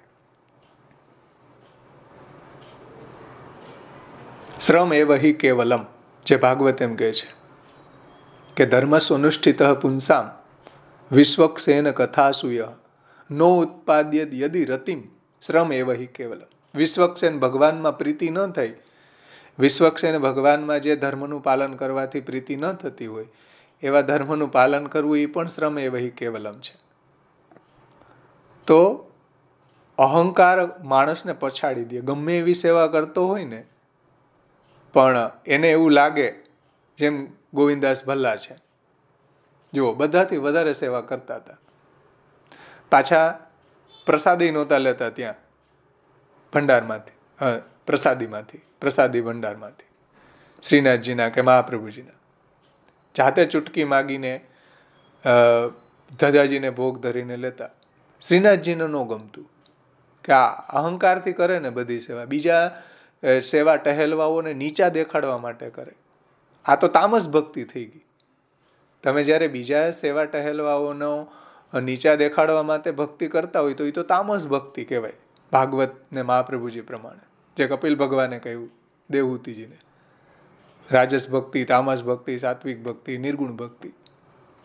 તો બીજાને નીચા દેખાડવા માટે તમે સેવા કરતા હોય તો તામસ ભક્તિ છે ભાઈ. એટલે શ્રીનાથજીને ન ગમે, ઠાકોરજીને ન ગમે. આવો અહંકાર રાખવાથી ફાયદો શું ભાઈ? અપરસનો અહંકાર, મેંડ મર્યાદનો અહંકાર, વધારે સેવા કરવાનો અહંકાર. સાધન બલ ન હોવું જોઈએ, પ્રભુના અનુગ્રહનું બલ હોવું જોઈએ. જે ગુસાઈજી આના પછીનો જે ટોપિક આવે છે એમાં ખૂબ ડિટેલ્સથી આ વાતને સમજાવશે. અને એવા જે મિથ્યા અહંકાર હોય એ સુધરી ન શકે, એનાથી ભગવાન ઘણા દૂર છે. જે ભગવાને કુંતીજીની સ્તુતિમાં આ વાતને સમજાવી છે ભાગવતજીમાં, કે જન્મ ઐશ્વર્ય શ્રુત સ્ત્રીભી એધમાન મદઃ પુમાન નૈર્વાહત્ય અભિધાતુમ ત્વામ અકિંચન ગોચર. આ ભગવાન અકિંચન ગોચર છે. અકિંચન ગોચર એટલે શું? કોઈ પૈસા નથી કે નિષ્કિંચન છે એને ગોચર છે એવું નહીં, પણ જે અહંકારથી રહિત છે એને અકિંચન કહેવાય, કહ્યો છે. કે જન્મનો અહંકાર, અમે મોટા કુળમાં જન્મેલા, અમે મહારાજ. જન્મ, ઐશ્વર્ય, અમારું બધા ઉપર ઐશ્વર્ય ચાલે, અમારી આજ્ઞાનું બધા પાલન કરે, ઐશ્વર્યનો અહંકાર. સમજો, મહાપ્રભુજી સુબોધનીજીમાં તો ખૂબ એના વિશે સુબોધનીજીમાં ચર્ચા કરી છે આચાર્ય ચરણોએ. પ્રથમ સ્કંદમાં કુંતીજીની સ્તુતિમાં જન્મનો અહંકાર, ઐશ્વર્યનો અહંકાર, શ્રુત, વેદ આદિ શાસ્ત્રોને ભણવાનો કે સાંભળવાનો અહંકાર. જન્મ, ઐશ્વર્ય, શ્રુત, શ્રીભી, શ્રીનો અહંકાર. અમે ધનવાળા, અમારી પાસે આટલી પ્રોપર્ટી, આટલો પૈસો, આટલી જગ્યાએ તો અમારી મકાનો. જન્મ, ઐશ્વર્ય, શ્રુત, શ્રીભી, શ્રીનો અહંકાર. આવા જે અહંકારી, આમાંથી એક હોય ને ચારમાંથી, તોય ભગવાન એને ગોચર નથી થતા, એટલે પ્રાપ્ત નથી થતા. જન્મ ઐશ્વર્ય શ્રુત શ્રીભી એધમાન મદઃ પુમાન નૈર્વાહત્ય અભિધાતુમ ત્વામ અકિંચન ગોચર. આવા જે અહંકારી જે લોકો છે એને ભગવાન ક્યારેય ન મળે. કેને મળે? ત્વામ અકિંચન ગોચર. આવા અહંકાર જેનામાં નથી, જે ભગવાનનો દાસ છે, ભગવાનને દીનતાથી પ્રભુની સેવા કરે છે, ભગવાનની શરણાગતિ કરે છે, આવા જે ભક્તો છે ત્વામ અકિંચન ગોચર. અકિંચન એટલે આવા અહંકારથી રહિત, એને ભગવાન ગોચર થાય છે, એને ભગવાન પ્રાપ્ત થાય છે, બીજાને નહીં. પણ દીનતા પણ કેવી? તત્વમૂલક દીનતા હોવી જોઈએ, કેવલ વાણીની નહીં. હવે જીવ શું કરી શકે? દીનતા તો બધાને આવડી જાય, પણ દીનતા તત્વમૂલક હોવી જોઈએ. જ્યારે આપણે મહાપ્રભુજીના ફિલોસોફીને સમજીએ, મહાપ્રભુજીનું શાસ્ત્રાર્થ સર્વનિર્ણયનું અધ્યયન કરીએ, ત્યારે આપણને સમજમાં આવે કે કર્તા કારયિતા ભગવાન છે. આત્મૈવ તદિદમ સર્વમ સૃજતે સૃજતિ પ્રભુ ત્રાયતે ત્રાતિ વિશ્વાત્મા હરતે હરતિરીશ્વર. આ જ્યારે તત્વ સમજાય ને પછી જે દીનતા આવે ને એ તત્વમૂલક દીનતા આવે કે આત્મૈવ તદિદમ સર્વમ. સર્વ કાંઈ રૂપ નામ વિભેદેન જગત ક્રીડતી હોય તો ભગવાન ક્રીડા કરી રહ્યા છે. સૃજતે સૃજતિ પ્રભુ. સર્જન કરવાવાળા એ જ છે અને સર્જાવાવાળા પણ એ જ છે. ત્રાયતે ત્રાતિ વિશ્વાત્મા. રક્ષણ કરવાવાળા એ છે, પાલન કરવાવાળા એ છે, ને પાલન જે થઈ રહ્યું છે એ પણ એ જ છે. હરતે હરતિરીશ્વર. બધાનો લય કરવાવાળા એ છે, ને લય જેનો થઈ રહ્યો છે એ પણ એ જ છે. જ્યારે આ આપણને મહાપ્રભુજીની ફિલોસોફી સમજે કે કર્તા કારયિતા બધું હરિ છે, હરિ જ આ જગતના અભિન્ન નિમિત્તો ઉપાદાન કારણ છે, તો આ જ્યારે પ્રભુનું જ સામર્થ્ય આપણને બધી જગ્યાએ સ્ફુરે, ત્યારે જે દીનતા આવે ને એ એકદમ કાયિક, વાચિક, માનસિક ત્રણેય રીતે આપણે દીનતાને પ્રગટ કરી શકીએ ભગવાનની સામે. એ વાત આગળ આવશે. આના પછીનો જે ટોપિક આવે ને એમાં ગુસાઈજી આ સમજાવ્યું છે.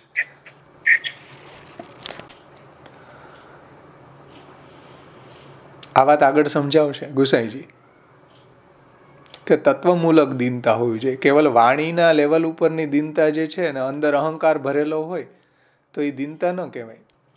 દીનતા તત્વને સમજીએ.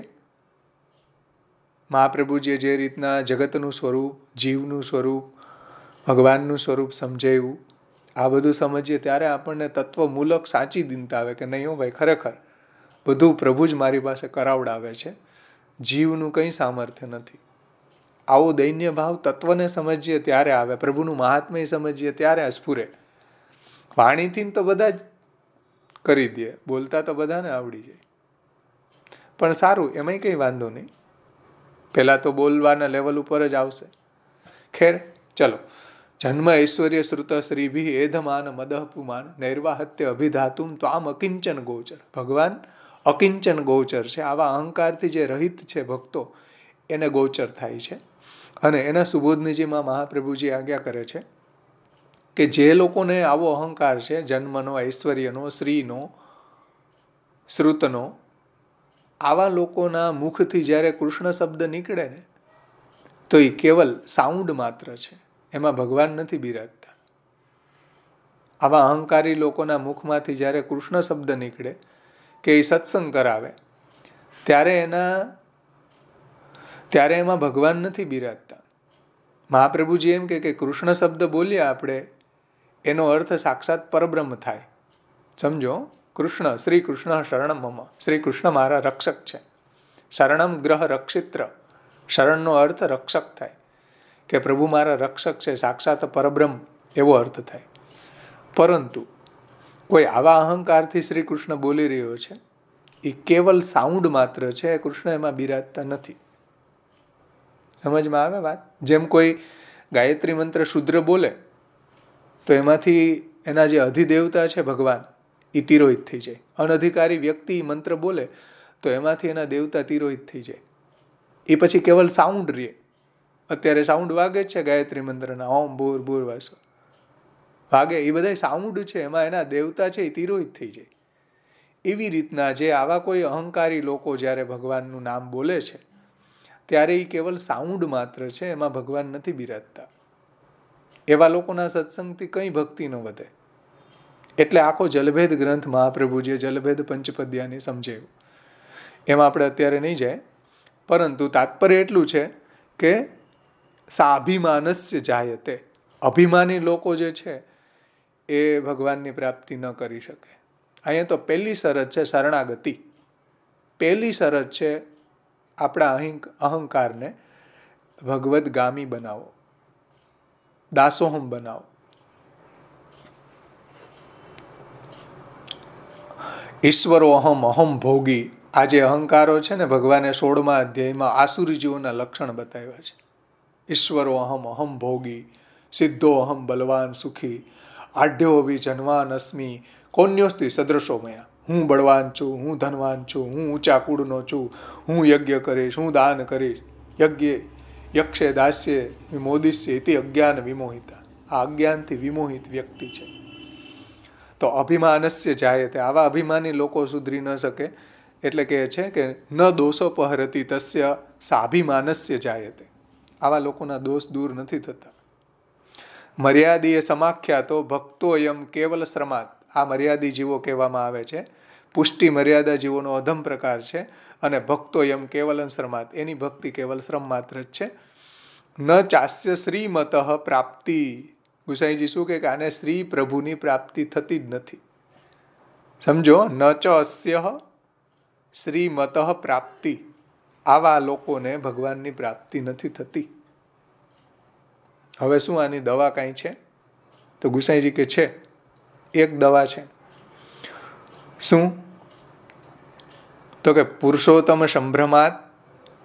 હવે જો એને ભગવાનની પ્રાપ્તિ કેમ નથી થતી? પુરુષોત્તમનો સંભ્રમ છે. જે પુરુષોત્તમ નથી એમાં એને પુરુષોત્તમનો સંભ્રમ થઈ ગયો, એટલે એને પુરુષોત્તમની પ્રાપ્તિ નથી થતી. ગુસાઈજી શું કહે જુઓ, ન ચાસ્ય શ્રીમત પ્રાપ્તિ પુરુષોત્તમ સંભ્રમાત. જે પુરુષોત્તમ નથી, જે મહારાજો, એમાં એને પુરુષોત્તમની ભ્રાંતિ થઈ ગઈ કે આ તો પુરુષોત્તમ છે. એના કારણે એને પુરુષોત્તમ નથી મળતા.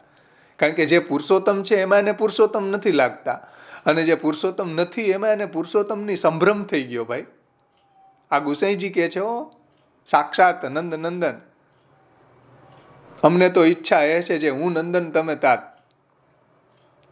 એહી તેહી તેહી એહી કછું ન સંદે. સાક્ષાત પુરુષોત્તમ જે ગુસાઈજી રૂપે પ્રગટ થઈ, ગુસાઈજી આ શબ્દો કહી રહ્યા છે કે ન ચાસ્ય શ્રીમત પ્રાપ્તિ પુરુષોત્તમ સંભ્રમાત. બીજી જગ્યાએ એને પુરુષોત્તમનો સંભ્રમ થઈ ગયો, પુરુષોત્તમની બુદ્ધિ થઈ ગઈ. આવા લોકોને કૃષ્ણ ન મળે ક્યારેક. કારણ કે કૃષ્ણને કૃષ્ણ ન માનીને બીજા લોકોને કૃષ્ણ માનવા લાગી ગયા. બીજા દેવી દેવતાઓમાં એને પુરુષોત્તમનો સંભ્રમ થઈ જાય. આધુનિક મહારાજોમાં પુરુષોત્તમનો સંભ્રમ થઈ જાય. તો આવા લોકોને ન ચાસ્ય શ્રીમત પ્રાપ્તિ, ભગવાનની પ્રાપ્તિ આવા લોકોને ન થાય. તો હવે શું કરવું? સુધરવા માટે શું કરવું? સુધરવા માટે હવે ગુસાઈજી બતાવે છે કે ભગવત જન સંસર્ગા, ભગવદીઓનો સંગ કરે. જે મહાપ્રભુજીની આજ્ઞા પ્રમાણે જીવન જીવતા હોય, ભગવત સેવા, શરણાગતિ, સમર્પણ ને ભક્તિ કરતા હોય, એવા ભગવદીઓ જ્યાં સત્સંગ કરતા હોય ત્યાં દિનતાથી હાથ જોડીને સાંભળે તો થોડીક અકલ આવે. આવા લોકોને સુધરવાનો એક જ ઉપાય છે, ભગવત જન સંસર્ગાત. સમજો, ગુસાઈજી શું કહે છે? મહાપ્રભુજી એમ કહેતા, દમલા બડી બેર ભાઈ, ભગવદ વાર્તા નહીં ભાઈ. મહાપ્રભુજી ભગવદીઓનો સંગ ઈચ્છે છે. હરિરાયજી રોવે શિક્ષાપત્રમાં જુઓ કે ભગવદીઓનો સંગ નથી, ભગવદીઓનો સંગ નથી. એક પ્રેમજી હતો, એ બહાર ચાલ્યો ગયો, હવે હું કેની સાથે ભગવદ વાર્તા કરું? આટલું ઇમ્પોર્ટન્સ મહાપ્રભુજીને ભગવદીઓના સંગનું છે. આટલું ઇમ્પોર્ટન્સ ગુસાઈજીને ભગવદીઓના સંગનું છે કે ભગવત સંસર્ગાત. આ લોકો સુધરશે ક્યારે? કોઈ સારા ભગવદીઓનો સંગ થાય, સારા ગુરુનો સંગ થાય, શાસ્ત્રનો સંગ થાય, શાસ્ત્ર મહાપ્રભુજીના ગ્રંથોમાં નિષ્ઠા થાય તો સુધારો આવે. બાકી આવા લોકોમાં સુધારો ન આવે. ન ચાસ્ય શ્રીમત પ્રાપ્તિ. આવા લોકોને ભગવત પ્રાપ્તિ ન થાય. ભાઈ, ગુસાઈજી કહે છે એક જ રસ્તો છે, ભગવત જન સંસર્ગાત. ભગવદીઓનો સંગ કરે. જેને ભાગવત પુરાણો બધા એમ કહે છે કે તુલાયામ લવે ના આપી ન સ્વર્ગ ન અપુનર્ભવમ ભગવત સંગી સંગસ્ય મર્ત્યાનામ કિમુતાશીષ. સમજો, તુલાયામ લવે ના આપી, તુલાયામ એક ક્ષણ જો ભગવાનના ભક્તોનો સંગ થાય, ભગવાનના ભક્તો એટલે મહાપ્રભુજી, ગુસાઈજીઓ, ગોપીનાથજી, હરિરાયજી, પુરુષોત્તમજી, આ બધાની વાત છે, આધુનિક સમયની વાત નથી. આપણે અત્યારે જે કરી રહ્યા છીએ મહાપ્રભુજીનો સંગ કરી રહ્યા છીએ, આપણે અત્યારે ગુસાઈજીનો સંગ કરી રહ્યા છીએ. સમજો, કોઈ વ્યક્તિને ભગવદી અત્યારે ન માની લેતા, પણ જે આવું આપણા આચાર્યો, આપણા જે ભગવદીઓ થઈ ગયા એનો સંગ આપણે કરી રહ્યા છીએ, ત્યારે આપણને આપણા ઠાકોરજીનું મહાત્મ્ય સમજાય, મહાપ્રભુજીની વાણી સમજમાં આવે, તો આપણે એવું જીવન આપણે બનાવી શકીએ. એટલે કહે છે, સમજો ભાગવત પુરાણો કે તુલાયામ લવે ના આપી ન સ્વર્ગ ન અપુનર્ભવમ, એવા ભગવત ભક્તોના સંગની એક ક્ષણની કમ્પેરિઝનમાં તુલાયામ લવે ના આપી ન સ્વર્ગ, સ્વર્ગનું સુખ પણ ન આવી શકે, ન અપુનર્ભવમ, મોક્ષનું સુખ પણ ન આવી શકે. તુલાયામ લવે ના આપી ન સ્વર્ગ ન અપુનર્ભવમ ભગવત સંગી સંગસ્ય, ભગવાનના ભક્તોનો સંગ કરવા વાળાને મર્ત્યાનામ કિમુતાશીષ, તો મર્ત્યલોકના જે સુખ છે આ સંસારના, એ તો ભગવત ભક્તોના સંગની કમ્પેરિઝનમાં કેમ આવી શકે? જો સ્વર્ગનું સુખ કે મોક્ષનું સુખ પણ ન આવી શકતું હોય તો મર્ત્યાનામ કિમુતાશીષ, તો આ મૃત્યુલોકના સુખો તો એની કમ્પેર કેમ કરી શકીએ? એટલે વાર્તા પ્રસંગોમાં આવે કે બે ઘડી જીવા, એ બે ઘડી શું છે? એ આ છે, તુલાયામ લવે ના આપી ન સ્વર્ગ ન પુનર્ભવમ ભગવત સંગી સંગસ્ય મર્ત્યાનામ કિમુતાશીષ. સમજમાં આવે ને? ભગવદીઓના સંગનો એવો આપણા વાર્તા પ્રસંગોમાં મહાત્મ્ય બતાવ્યું છે કે એક ગામમાંથી બીજા ગામમાં ભગવત ભક્તોનો સંગ કરવા જતા. સમજો, જાતે વાંચી લે ને તો, પણ જાતે વાંચવામાં બધાને અનુભૂતિ હશે, જે ભગવત ભક્તોનો સંગ કરતા હશે એને, કે જાતે વાંચવામાં એટલો આનંદ ન આવે જેટલો આનંદ આપણને સાથે મળીને બધા વૈષ્ણવો મહાપ્રભુજીની વાણીની ચર્ચા કરે, ભાગવતની ચર્ચા કરે, ભગવદ વાણીની ચર્ચા કરે, એમાં જે રસ નિષ્પત્તિ થાય એવી રસ નિષ્પત્તિ એકલા ન થાય. એટલે જલભેદ ગ્રંથની પૂજ્ય શ્યામબાવાશ્રીની જે ભૂમિકા છે એમાં એણે કહ્યું કે જ્યારે સમાનશીલ ભગવત ભક્તો મળીને ભગવાનનું યશોગાન કરે અને એમાં જે આનંદ આવે એવો આનંદ એને વ્યક્તિની એકલતામાં નથી આવતો. એ તો જે કરતા હોય એને અનુભવે કે ગમ્ય વાત છે કે જેવો આનંદ ભગવત ભક્તો મળીને જે મહાપ્રભુજીના ગ્રંથોને આપણે સમજીએ, ભાગવતને સમજીએ, ભગવત ચર્ચા કરીએ, એવો આનંદ એકલા ન આવે. એટલે ભગવદીઓના સંઘનું આટલું મહાત્મય મહાપ્રભુજીએ બતાવ્યું. મહાપ્રભુજીએ તો એમ કીધું કે સંત સંગસ્ય ભેષજમ સંગઃ સર્વાત્મના ત્યાજ્યમ સચેત ત્યક્તુમ ન શક્યતે સ સદ્ભિઃ સહ કર્તવ્ય સંતઃ સંગસ્ય ભેષજમ. નિબંધમાંય કીધું અને પંચશ્લોકીમાંય કીધું, સંતઃ સંગસ્ય ભેષજમ. ભગવાનના ભક્તોનો સંગ સંસાર રોગની ઔષધિ છે. સંસારનો રોગ જેને લાગુ પડી ગયો હોય એ ભગવત ભક્તોનો જો સંગ કરે ને તો શાંતિ મળે. બધા તાપોથી તૃપ્ત હોય, બળી રહ્યો હોય, પણ ભગવાનના ભક્તોનો સંગ કરે, ભગવદ વાણી શ્રવણ કરે, મહાપ્રભુજીના ગ્રંથોનું શ્રવણ કરે તો શીતલતા પ્રદાન થાય એને કે વાહ, અહીંયા આનંદ છે ભાઈ, સંસારમાં આનંદ નથી. એટલે મહાપ્રભુજી કહે છે કે સંતઃ સંગસ્ય ભેષજમ. ભેષજ એટલે ઔષધિ છે, સંસાર રોગની ઔષધિ છે. ભગવત ભક્તોનો સંગ, મહાપ્રભુજીનો સંગ, ગુસાઈજીના ગ્રંથોનો સંગ, ભાગવતનો સંગ, 84-252 ભગવદીઓનો સંગ એ આપણા માટે ઔષધિ છે. એટલે ગુસાઈજી અહીંયા મહાત્મ્ય સમજાવે છે કે ભગવત જન સંગ, ભગવત જન સંસર્ગાત. આવા લોકો સુધરી શકે એક જ ઉપાય છે, ભગવત જન સંસર્ગાત. દીનતાપૂર્વક ભગવદીઓનો સંગ કરે તો ભગવત જન સંસર્ગાત પુરુષોત્તમ દર્શનાત, તો ભગવત ભક્તોના સંગના કારણે ભગવાન પ્રસન્ન થાય કે જો આ મારા ભક્તોનો સંગ કરે, ચાલો હવે મારે એની ઉપર કૃપા કરવી જોઈએ. તો પુરુષોત્તમ દર્શનાત, તો પુરુષોત્તમ એને દર્શન આપે, કૃપા કરે એની ઉપર. ક્યારે? ભગવત જન સંસર્ગાત, ભગવદીઓનો કોઈ સંગ કરે તો ઠાકોરજી પ્રસન્ન થઈ જાય. આપણા વાર્તા પ્રસંગોમાં એવા ઘણા છે. રાણા વ્યાસના પ્રસંગમાં જુઓ, ક્ષત્રાણી આવી તો રાણા વ્યાસના સંગથી એને ઠાકોરજી સાનુભાવ જતાવન લાગે. એ તો પરિચર્યા કરવા આવી, પણ ભગવત ભક્તોનો સંગ કર્યો ને. આવા તો ખૂબ પ્રસંગો છે કે સંઘનું મહાત્મ્ય આપણે ત્યાં ખૂબ છે. હરિરાયજીએ તો શિક્ષાપત્રમાં ભરી ભરીને લખ્યું છે, પેજ ભરી ભરીને લખ્યું કે ભગવત ભક્તોનો થોડો સંગ કરો ભાઈ, તો દિનતા આવશે, અહંકારમાં નહીં ફરો. અમારા એક મર્યાદી છે, મેં કીધું થોડોક ભગવત ભક્તોને મળીને સંગ કરો ને, એ મજા ન આવે ભાઈ. અમે એકલા હારા, અમે એકલા સારા, અમારે કોઈનો સંગ નથી કરવો. આજે એ સેવાય નથી કરતા. કેમ? ક્યાં ભાવ વૃદ્ધિ ક્યાં ન થઈ? કેમ ન થઈ? કારણ કે આપણે અહંકારમાં જ ફર્યા, અપરસ મેંડ મરચાદના. કોઈ દી ભગવત ભક્તોનો સંગ ન કર્યો, મહાપ્રભુજીની વાણી સમજી નહીં. એટલે અત્યારે શું થયું? ફ્રસ્ટ્રેશન આવ્યું. હવે આમાં કાંઈ આનંદ નથી આવતો અમને સેવામાં. જેને મહાપ્રભુજીએ ગુસાઈજી એમ કે આનંદેક સ્વરૂપાત તદધિભૂ યદભૂત કૃષ્ણ સેવા રસાબ્ધિ ચાનંદેક સ્વરૂપસ તદખિલ ઉચિતમ હેતુ સામ્યમી કાર્ય. મહાપ્રભુજી આનંદ રૂપ છે અને એને પ્રગટ કરેલો આ સેવાનો સાગર છે એ આનંદ પરમાનંદ રૂપ છે. કેમ અત્યારે આટલા વર્ષ સેવા કરીને હવે ફ્રસ્ટ્રેશન કેમ આવ્યું? કેમ આનંદ નથી આવતો? જે આનંદનો સાગર આપણા ઘરમાં છે એટલે જ કે આપણે ભગવદીઓનો સંગ ન કર્યો. કુમનદાસના પ્રસંગમાં જુઓ, કુમનદાસજી ઠાકોરજીને કહે કે મને ભગવદીઓનો સંગ આપો. ઠાકોરજી કહે કે ભાઈ, ભગવત ભક્તોના સંગના કારણે જે મળતું ફલ છે એ તો હું તારા ખોડામાં છું. હવે તારે ભગવદીઓના સંગને શું કરવું? સમજો.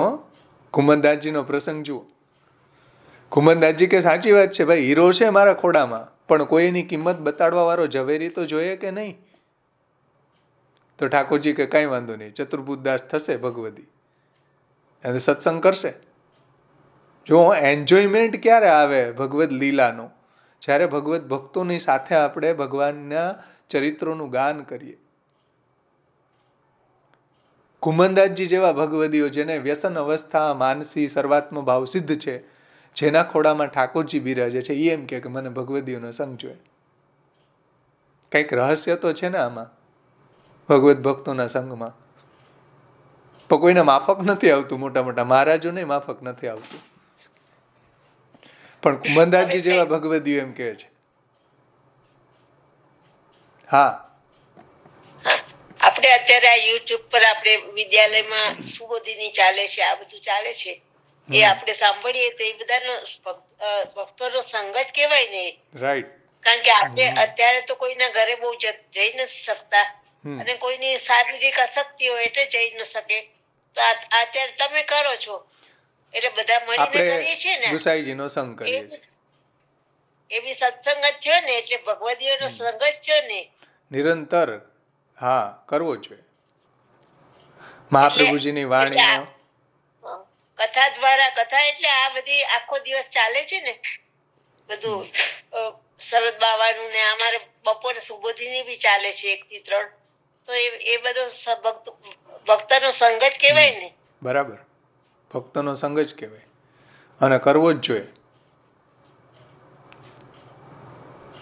જે લોકો કેવલ સેવામાં પરાયણ છે અને અનોસરમાં જો સત્સંગ નથી કરતા, તો હરિરાયજી એમ કહે છે કે પોષકા અભાવે શૈથિલ્ય છે, પોષણના અભાવમાં શિથિલતા આવે.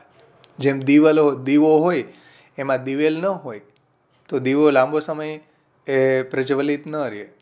એટલે ભગવાનના ભક્તોનો સંગ, મહાપ્રભુજી ગુસાઈજીની વાણીનો સંગ, હરિરાયજીની વાણીનો સંગ, પુરુષોત્તમજીની વાણીનો સંગ, ભગવાનની વાણી ભાગવતનો સંગ આપણા માટે દિવેલનું કામ કરે છે. આપણી સેવારૂપી જ્યોતને વધારે પ્રજ્વલિત કરવા માટે, પોષણ માટે સત્સંગ ખૂબ જરૂરી છે. આગળ ગુસાઈજીનું જે પુષ્ટિ ભક્તિનું સ્વરૂપ આગળ સમજાવે છે ને, એમાં આનું ખૂબ વિસ્તારથી ગુસાઈજીએ સમજાવ્યું છે. ત્યારે આપણે લેશું સ્ટેપ બાય સ્ટેપ કઈ રીતના આગળ વધવું પુષ્ટિ સંપ્રદાયમાં. એ ગુસાઈજીએ આના પછીનો ટોપિક સમજાવ્યો છે.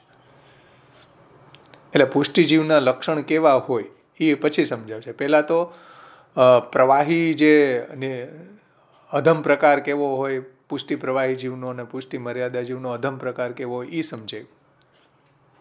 હવે પુષ્ટિજીવના લક્ષણ સમજાવશે. એમાં ગુસાઈજી એમ કહે છે આપણે મર્યાદા જીવ છે અધમ પ્રકારમાં કે આ સુધરે કેમ, તો કે ભગવત જન સંસર્ગાત. ભગવદીઓનો સંગ બધી જગ્યાએ જુઓ. કુમનદાસજી જેવા ભગવદીઓને પણ ભગવત ભક્તોનો સંગ જોઈએ. મહાપ્રભુજી પોતે એમ કે જેમ તમે ચાનું વ્યસન હોય અને 5 થાય તો તમારી ઓટો ક્લોક વાગે બોડીની કે લાવ ચા, એમ મહાપ્રભુજીની ઓટો ક્લોક શું છે? દમલા બડી બેર ભઈ ભગવદ વાર્તા નહીં ભઈ. દામોદરદાસજીને કહેતા કે ભાઈ ઘણી વાર્તા થઈ, ભગવદ વાર્તા ન કરી આપણે, ચલો ફરી છે ભગવત સત્સંગ કરવા લાગી જતા. સમજમાં આવી ને વાત? મહાપ્રભુજીની આવી ઓટો ક્લોક હતી કે ભગવદીઓનો સંગ મહાપ્રભુજીને પણ ખૂબ યાદ આવતો. એટલે ભોજન કર વિશ્રામ છિનક લે નિજ મંડલી જુ બોલાય. આ કરતા મહાપ્રભુજી નિજ મંડલી રોજ બોલાવતા, રોજ સત્સંગ કરતા. આ જરૂરી છે ખૂબ આપણા જીવનમાં સેવાની સાથે સાથે. કારણ કે સેવાની સાથે જો કથા ન હોય તો આપણી ભક્તિ છે એ નિરોધ અવસ્થામાં ન ખીલે. જ્ઞાનમ ભક્તિશ્ચ સતતમ ચક્રવત પરિવર્તતે. બેયનું સાયકલ ચાલવું જોઈએ, સેવા અને કથાનું. અનોસરમાં આપણે લોકમાં સંસારમાં ગળાડૂબ થઈ જાય તો આપણે બહિર્મુખ થઈ જાય. એટલે અનોસરમાં વ્રજભક્તો પણ વેણુ ગીત યુગલ ગીતનું ગાન કરતા. સમજો, ભાગવતનો જ સેવા પ્રકાર આપણને મહાપ્રભુજીએ સમજાવ્યો છે તો વ્રજભક્તો પણ સેવા અને કથાનું સાયકલ વ્રજભક્તોના જીવનમાં ચાલ્યું, એમ આપણું પણ જો સાયકલ સેવા અને કથામાં ચાલે તો આપણી પણ ભક્તિ નિરોધમાં ખીલે, સર્વાત્મ ભાવમાં ખીલે કે અલૌકિક સામર્થ્યમાં ખીલે. એટલો જરૂરી છે ભગવત ભક્તોનો સંગ. કુમનદાસજી જેવા ભગવદીઓને તમે જુઓ. વાર્તા પ્રસંગોમાંથી આ રહસ્ય આપણને મળે કે કેટલું ભગવાનના ભક્તોના સંગનું મહાત્મય આપણને આપણા આચાર્યોએ સમજાવ્યું છે, ગુસાઈજીએ સમજાવ્યું, મહાપ્રભુજીએ સમજાવ્યું, હરિરાયજીએ સમજાવ્યું. ખૂબ જરૂરી છે આ વાત.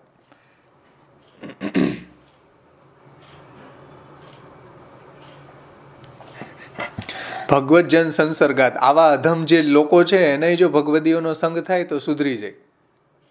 જો ભગવત જન સંસર્ગાત પુરુષોત્તમ દર્શનાત. પુરુષોત્તમ એવી કૃપા કરે કે કોઈ ભગવાનના ભક્તોનો સંગ કરે તો પુરુષોત્તમને દર્શન આપવાની ઈચ્છા થાય, પુરુષોત્તમને એની સેવા લેવાની ઈચ્છા થાય. તો ભગવત જન સંસર્ગાત. પ્રભુ પ્રસાદ ભક્તો તું દોષ નાશોસ્ય જાયતે. સમજો કે આવા જે મર્યાદી જે છે પુષ્ટિ મર્યાદા જીવોનો અધમ પ્રકાર, એવા લોકોની ઉપર ભગવાન કૃપા કરે. ક્યારે? જ્યારે એ ભગવદીઓનો સંગ કરે ત્યારે. ભગવદીઓનો જો એ સંગ કરે તો એને પ્રભુ પ્રસાદાત ભક્તો તું. શ્રી પુરુષોત્તમ ભગવાન કૃપાવશ પ્રગટ થવાવાળી ભક્તિના કારણે, સમજો ધ્યાનથી, એને ભગવત સાક્ષાત્કાર પણ થાય છે. પણ ક્યારે? જ્યારે ભગવત ભક્તોનો સંગ કરે. અને ભગવત ભક્તોનો સંગ કરે તો પ્રભુ પ્રસાદાત ભક્તો તું, તો પ્રભુની કૃપા એ ભક્ત ઉપર થાય છે. અને પ્રભુની કૃપાવશ એને પણ એવી ભક્તિ થાય છે. ભગવદીઓના સંગથી એને પણ ભગવાનમાં એવી ભક્તિ સિદ્ધ થાય છે. એવું અહીંયા ગુસાઈજી કહે છે. જુઓ, પ્રભુ પ્રસાદ ભક્તો તું, પુરુષોત્તમની કૃપાવશ એને પણ એવી ભક્તિ પ્રગટ થાય છે. અને દોષ નાશોસ્ય જાયતે. અને એના દોષ પણ નાશ પામે છે. આવો અધમ જે ઉપર બતાવ્યો ને એવા એના દોષનો પણ નાશ થાય છે અને પ્રભુની પ્રાપ્તિ થાય છે. એટલે દોષનો નાશ થાય છે એટલે અનિષ્ટ નિવારણ થાય છે. અને ભગવત પ્રાપ્તિ એટલે ઈષ્ટની પ્રાપ્તિ થાય છે. તો અનિષ્ટ નિવારણ પૂર્વક ઈષ્ટની પ્રાપ્તિ થાય છે. એવું ગુસાઈજી અહીંયા કહે છે કે પ્રભુ પ્રસાદાત ભક્તો તું. એટલે પ્રભુની કૃપાવશ એને પ્રભુમાં એવી દીનતા પૂર્વક એવી ભક્તિ પ્રાપ્ત થાય છે. અને દોષ નાશોસ્ય જાયતે. અને એના દોષ પણ નાશ પામે છે. આ રીતના જ્યારે ભગવદીઓનો સંગ કરે અને પ્રભુ એની ઉપર એવી અનુગ્રહ કરે પ્રભુમાં એવી ભક્તિ થાય, બધા એનો દોષ પણ નાશ પામે અને પુરુષોત્તમ દર્શનાર્થ, અને પુરુષોત્તમનું પણ એને દર્શન થાય, પ્રાપ્તિ થાય. તો આ રીતના ગુસાઈજીએ મર્યાદા ભક્તિનું એટલે પુષ્ટિ મર્યાદા ભક્તિમાં અધમ પ્રકાર સમજાયું. આમાં કોઈને કંઈ ન સમજાણું હોય તો આપણી પાસે થોડોક સમય છે તો પ્રશ્ન પૂછી શકો, નહીંતર આપણે સમાપન કરીએ.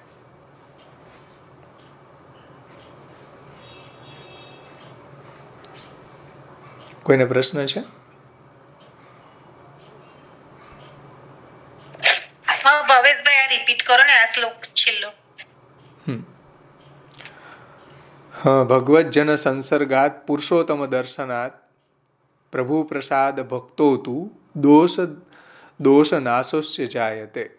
ભગવત જન સંસર્ગાત એટલે ભગવદીઓના સંગથી, એના સંસર્ગમાં આવવાથી, એનો સંગ કરવાથી, પુરુષોત્તમ દર્શનાત પુરુષોત્તમનું એને દર્શન થાય છે. ક્યારે? પ્રભુ પ્રસાદાત ભક્તો તું. ક્યારે? જ્યારે ભગવાનની કૃપાથી એને ભક્તિ પ્રાપ્ત થાય, પ્રભુની કૃપાથી. પ્રભુ પ્રસાદાત ભક્તો તું એટલે ભગવાનની કૃપાવશ એને ભગવાનમાં ભક્તિ થાય, ભગવદીઓના સંગથી. પછી પુરુષોત્તમ દર્શનાત, પછી એને પુરુષોત્તમનું દર્શન થાય, અને સાથે અવાંતરતયા બાય પ્રોડક્ટ દોષ નાશોસ્ય જાય તે, એના દોષ પણ નાશ થઈ જાય છે. ભગવાનમાં આવી ભક્તિ થાય તો ભક્તિના કારણે જ એના દોષ ખતમ થઈ જાય છે. ભક્તિનો એવો સ્વભાવ છે, એ તો સિદ્ધે ગરીયસી, એવી ગરીયસી છે, એવી બળવાન છે કે એના બધા દોષને બાળી દે છે, નાશ કરી દે છે.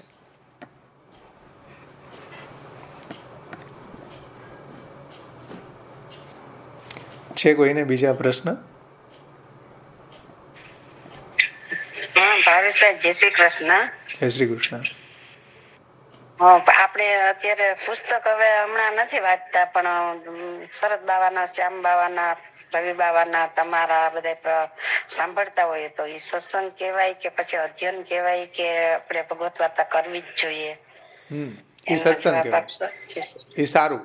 એનું કારણ છે કે ઘણી વખત એવું થાય કે આપણે સ્વતંત્ર કોઈ ગ્રંથને સમજવા જઈએ ને તો આપણને સાચી રીતે ન પણ સમજમાં આવે, પણ મોટાઓ આચાર્યો જે આપણા સંપ્રદાયની અંદર જે મહાપ્રભુજીના ગ્રંથો સમજાવે છે ને એને સમજવા જોઈએ. સ્વતંત્ર ક્યારેય ન સમજવા જોઈએ. સમજો? કદાચ પુસ્તકમાંથી તમને ન પણ સમજાય, પણ આપણા સંપ્રદાયની અંદર જે સૈદ્ધાંતિક આચાર્યો છે, જે આપણને મહાપ્રભુજીના ગ્રંથો સાચી દિશામાં સમજાવે છે, એનો સંગ અવશ્ય કરવો જોઈએ. તો જ આપણે સાચી દિશામાં વળી શકીએ. આપણે જાતે સમજવા જઈએ ને તો ઘણી વખત આપણે રોંગ પણ સમજી લે. એટલે પરંપરાથી ગ્રંથને સમજવો જોઈએ. અમારે મારા 2 આંખોના ઓપરેશન કરાવ્યા એટલે વચાતું તો નથી ક્યારે, એટલે પછી આજ બધું સાંભળીએ. શ્રવણ ભક્તિ હા જરૂર અવશ્ય કરવી જોઈએ. અમે પણ કોઈ બી ગ્રંથ છે એ અધ્યયન કરવો હોય તો પૂર્વાચાર્યની વાણી, આપણા અત્યારના આધુનિક જે બી સિદ્ધાંતિક આચાર્યો છે એને સમજીને પછી જ કોઈ બી ગ્રંથ છે એને આપણે લઈએ તો સાચી દિશામાં સમજી શકીએ. જેમ શ્યામ બાવાશ્રીનું 16 ગ્રંથ પરિચય છે, તો 16 ગ્રંથ સમજતા પહેલા આપણે પરિચયનું અધ્યયન કરવું જોઈએ. આપણા 16 ગ્રંથના જેટલા બી ટીકાકારો છે એ ટીકાકારોને લઈને 16 ગ્રંથ સમજવા જોઈએ. મનગણત ન સમજાય કોઈ દી. આપણી મનની મેળે 16 ગ્રંથ વાંચી જાય તો 16 ગ્રંથ સમજમાં ન આવે.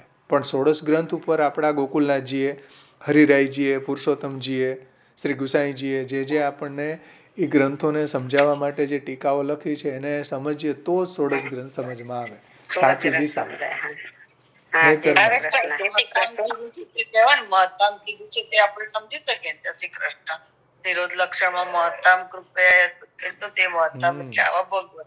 રાઈટ. જો મહતામ કૃપયા યાવત ભગવાન દયઈષ્યતિ, એક્ઝેક્ટ ગુસાઈજી અહીંયા એ જ વાત કરે. મોટાઓની કૃપાથી પ્રભુ જલ્દી કૃપા કરે, જલ્દી રીઝી જાય, જલ્દી દયા કરે. મહતામ કૃપયા યાવત ભગવાન દયઈષ્યતિ તાવદ આનંદ સંદોહ કીર્ત્યમાન સુખાય. મહતામ કૃપયા યદ્વત કીર્તનમ સુખદમ સદા ન તથા લૌકિકાના તુ સ્નિગ્ધ ભોજન વૃક્ષવત. મોટાઓની કૃપાથી જ્યારે સત્સંગ કરીએ, મોટાઓની વાણીનું આપણે શ્રવણ કરીએ તો આપણને એ રસરૂપ લાગે. અને જે લોકો સંસારમાં આસક્ત છે એવા લોકો સાથે સત્સંગ કરીએ ને તો વૃક્ષવત લાગે. એટલે મોટાઓની કૃપાથી બહુ જરૂરી છે. મોટાઓની કૃપા, મહતામ કૃપયા યાવત ભગવાન દયિષ્યતિ. જો મહાપ્રભુજી ને ગુસાઈજી, વ્રજભક્તો, યમુનાજી, ગોપીનાથજી, આ બધા આપણા આચાર્યો છે, હરિરાયજી, પુરુષોત્તમજી, એ બધા જો આપણી ઉપર કૃપા કરે તો ઠાકોરજી જલ્દી આપણી ઉપર પ્રસન્ન થઈ જાય. એટલા માટે આપણે એની વાણીનું અવગાહન કરવું ખૂબ જરૂરી છે. એની વાણીનું આપણે અધ્યયન કરીએ, અવગાહન કરીએ, સત્સંગ કરીએ તો મોટાઓ આપણી ઉપર જલ્દી પ્રસન્ન થાય. મોટાઓ જલ્દી પ્રસન્ન થાય તો પ્રભુ તો આપણી ઉપર પ્રસન્ન શીઘ્ર જ થવાના. કારણ કે મહતામ કૃપયા યાવત ભગવાન દયિષ્યતિ. મોટાઓની કૃપાથી ભગવાન શીઘ્ર દયા કરે છે. રાઈટ? એ જ વાત ગુસાઈજી અહીંયા સમજાવે.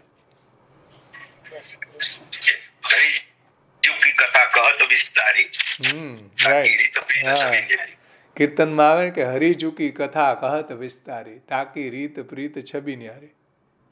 એક્ઝેક્ટ કે ભાઈ હરિજુની કથા વિસ્તારીને કહે છે. એનું જીવન આપણે જોઈએ તોય આપણું જીવન સુધરી જાય. એના ઘરે જઈને સેવા કરે, પ્રભુની શરણાગતિ, પ્રભુની સેવામાં રત હોય, મહાપ્રભુજીના ગ્રંથોમાં રત હોય, પાઠ કરતા હોય, એનો સત્સંગ કરતા હોય, તો આને જોવાથી નહીં આપણા જીવનમાં ઘણો બધો ફેરફાર થાય. તાકી રીત પ્રીત છબી ન્યારી. એની રીત, એની પ્રીત. એટલે ભગવદીઓના નાનામાં નાના વૈષ્ણવના ઘરે જાય ને તો એ ઘણું નવું નવું આપણને મળે ભાઈ. એટલે ખોટો આપણે અહંકાર કરીએ કે હું બધું જાણું છું ને હું બધું સેવા સારી કરું, એવું નથી. નાનામાં નાના વૈષ્ણવને જાય ને ન્યાય આપણને એની સેવા જોઈએ ને તો આપણને ઘણું મળે, શીખવાનું મળે આપણને. સમજમાં આવે ને? પ્રભુ કોના હૃદયમાં કેવો ભાવ પ્રગટ કરે તો જે ભગવત સેવા કરતા હોય એને એ ફિલિંગ થાય. એમ સરસ સરસ, બહુ સુંદર. ચલો આપણે હવે સમાપન કરીએ. આશ્રયનું પદ બોલી આવતે વખતે જે શરૂ થશે ને હવે એ ગુસાઈજી પુષ્ટિ જીવના લક્ષણ બતાવશે. અહીંયા સુધી તો પ્રવાહ પુષ્ટિનો અધમ પ્રકાર, મર્યાદા પુષ્ટિ મર્યાદાનો અધમ પ્રકાર. હવે પુષ્ટિનો ઉત્તમ પ્રકાર બતાવશે કે પુષ્ટિ જીવ કેવો હોય, જે આપણને પુષ્ટિ પ્રવાહ મર્યાદા ગ્રંથ સમજવામાં આ ખૂબ ઉપયોગી છે. તો આશ્રયનું પદ બોલીને આપણે પણ સમાપન કરીએ.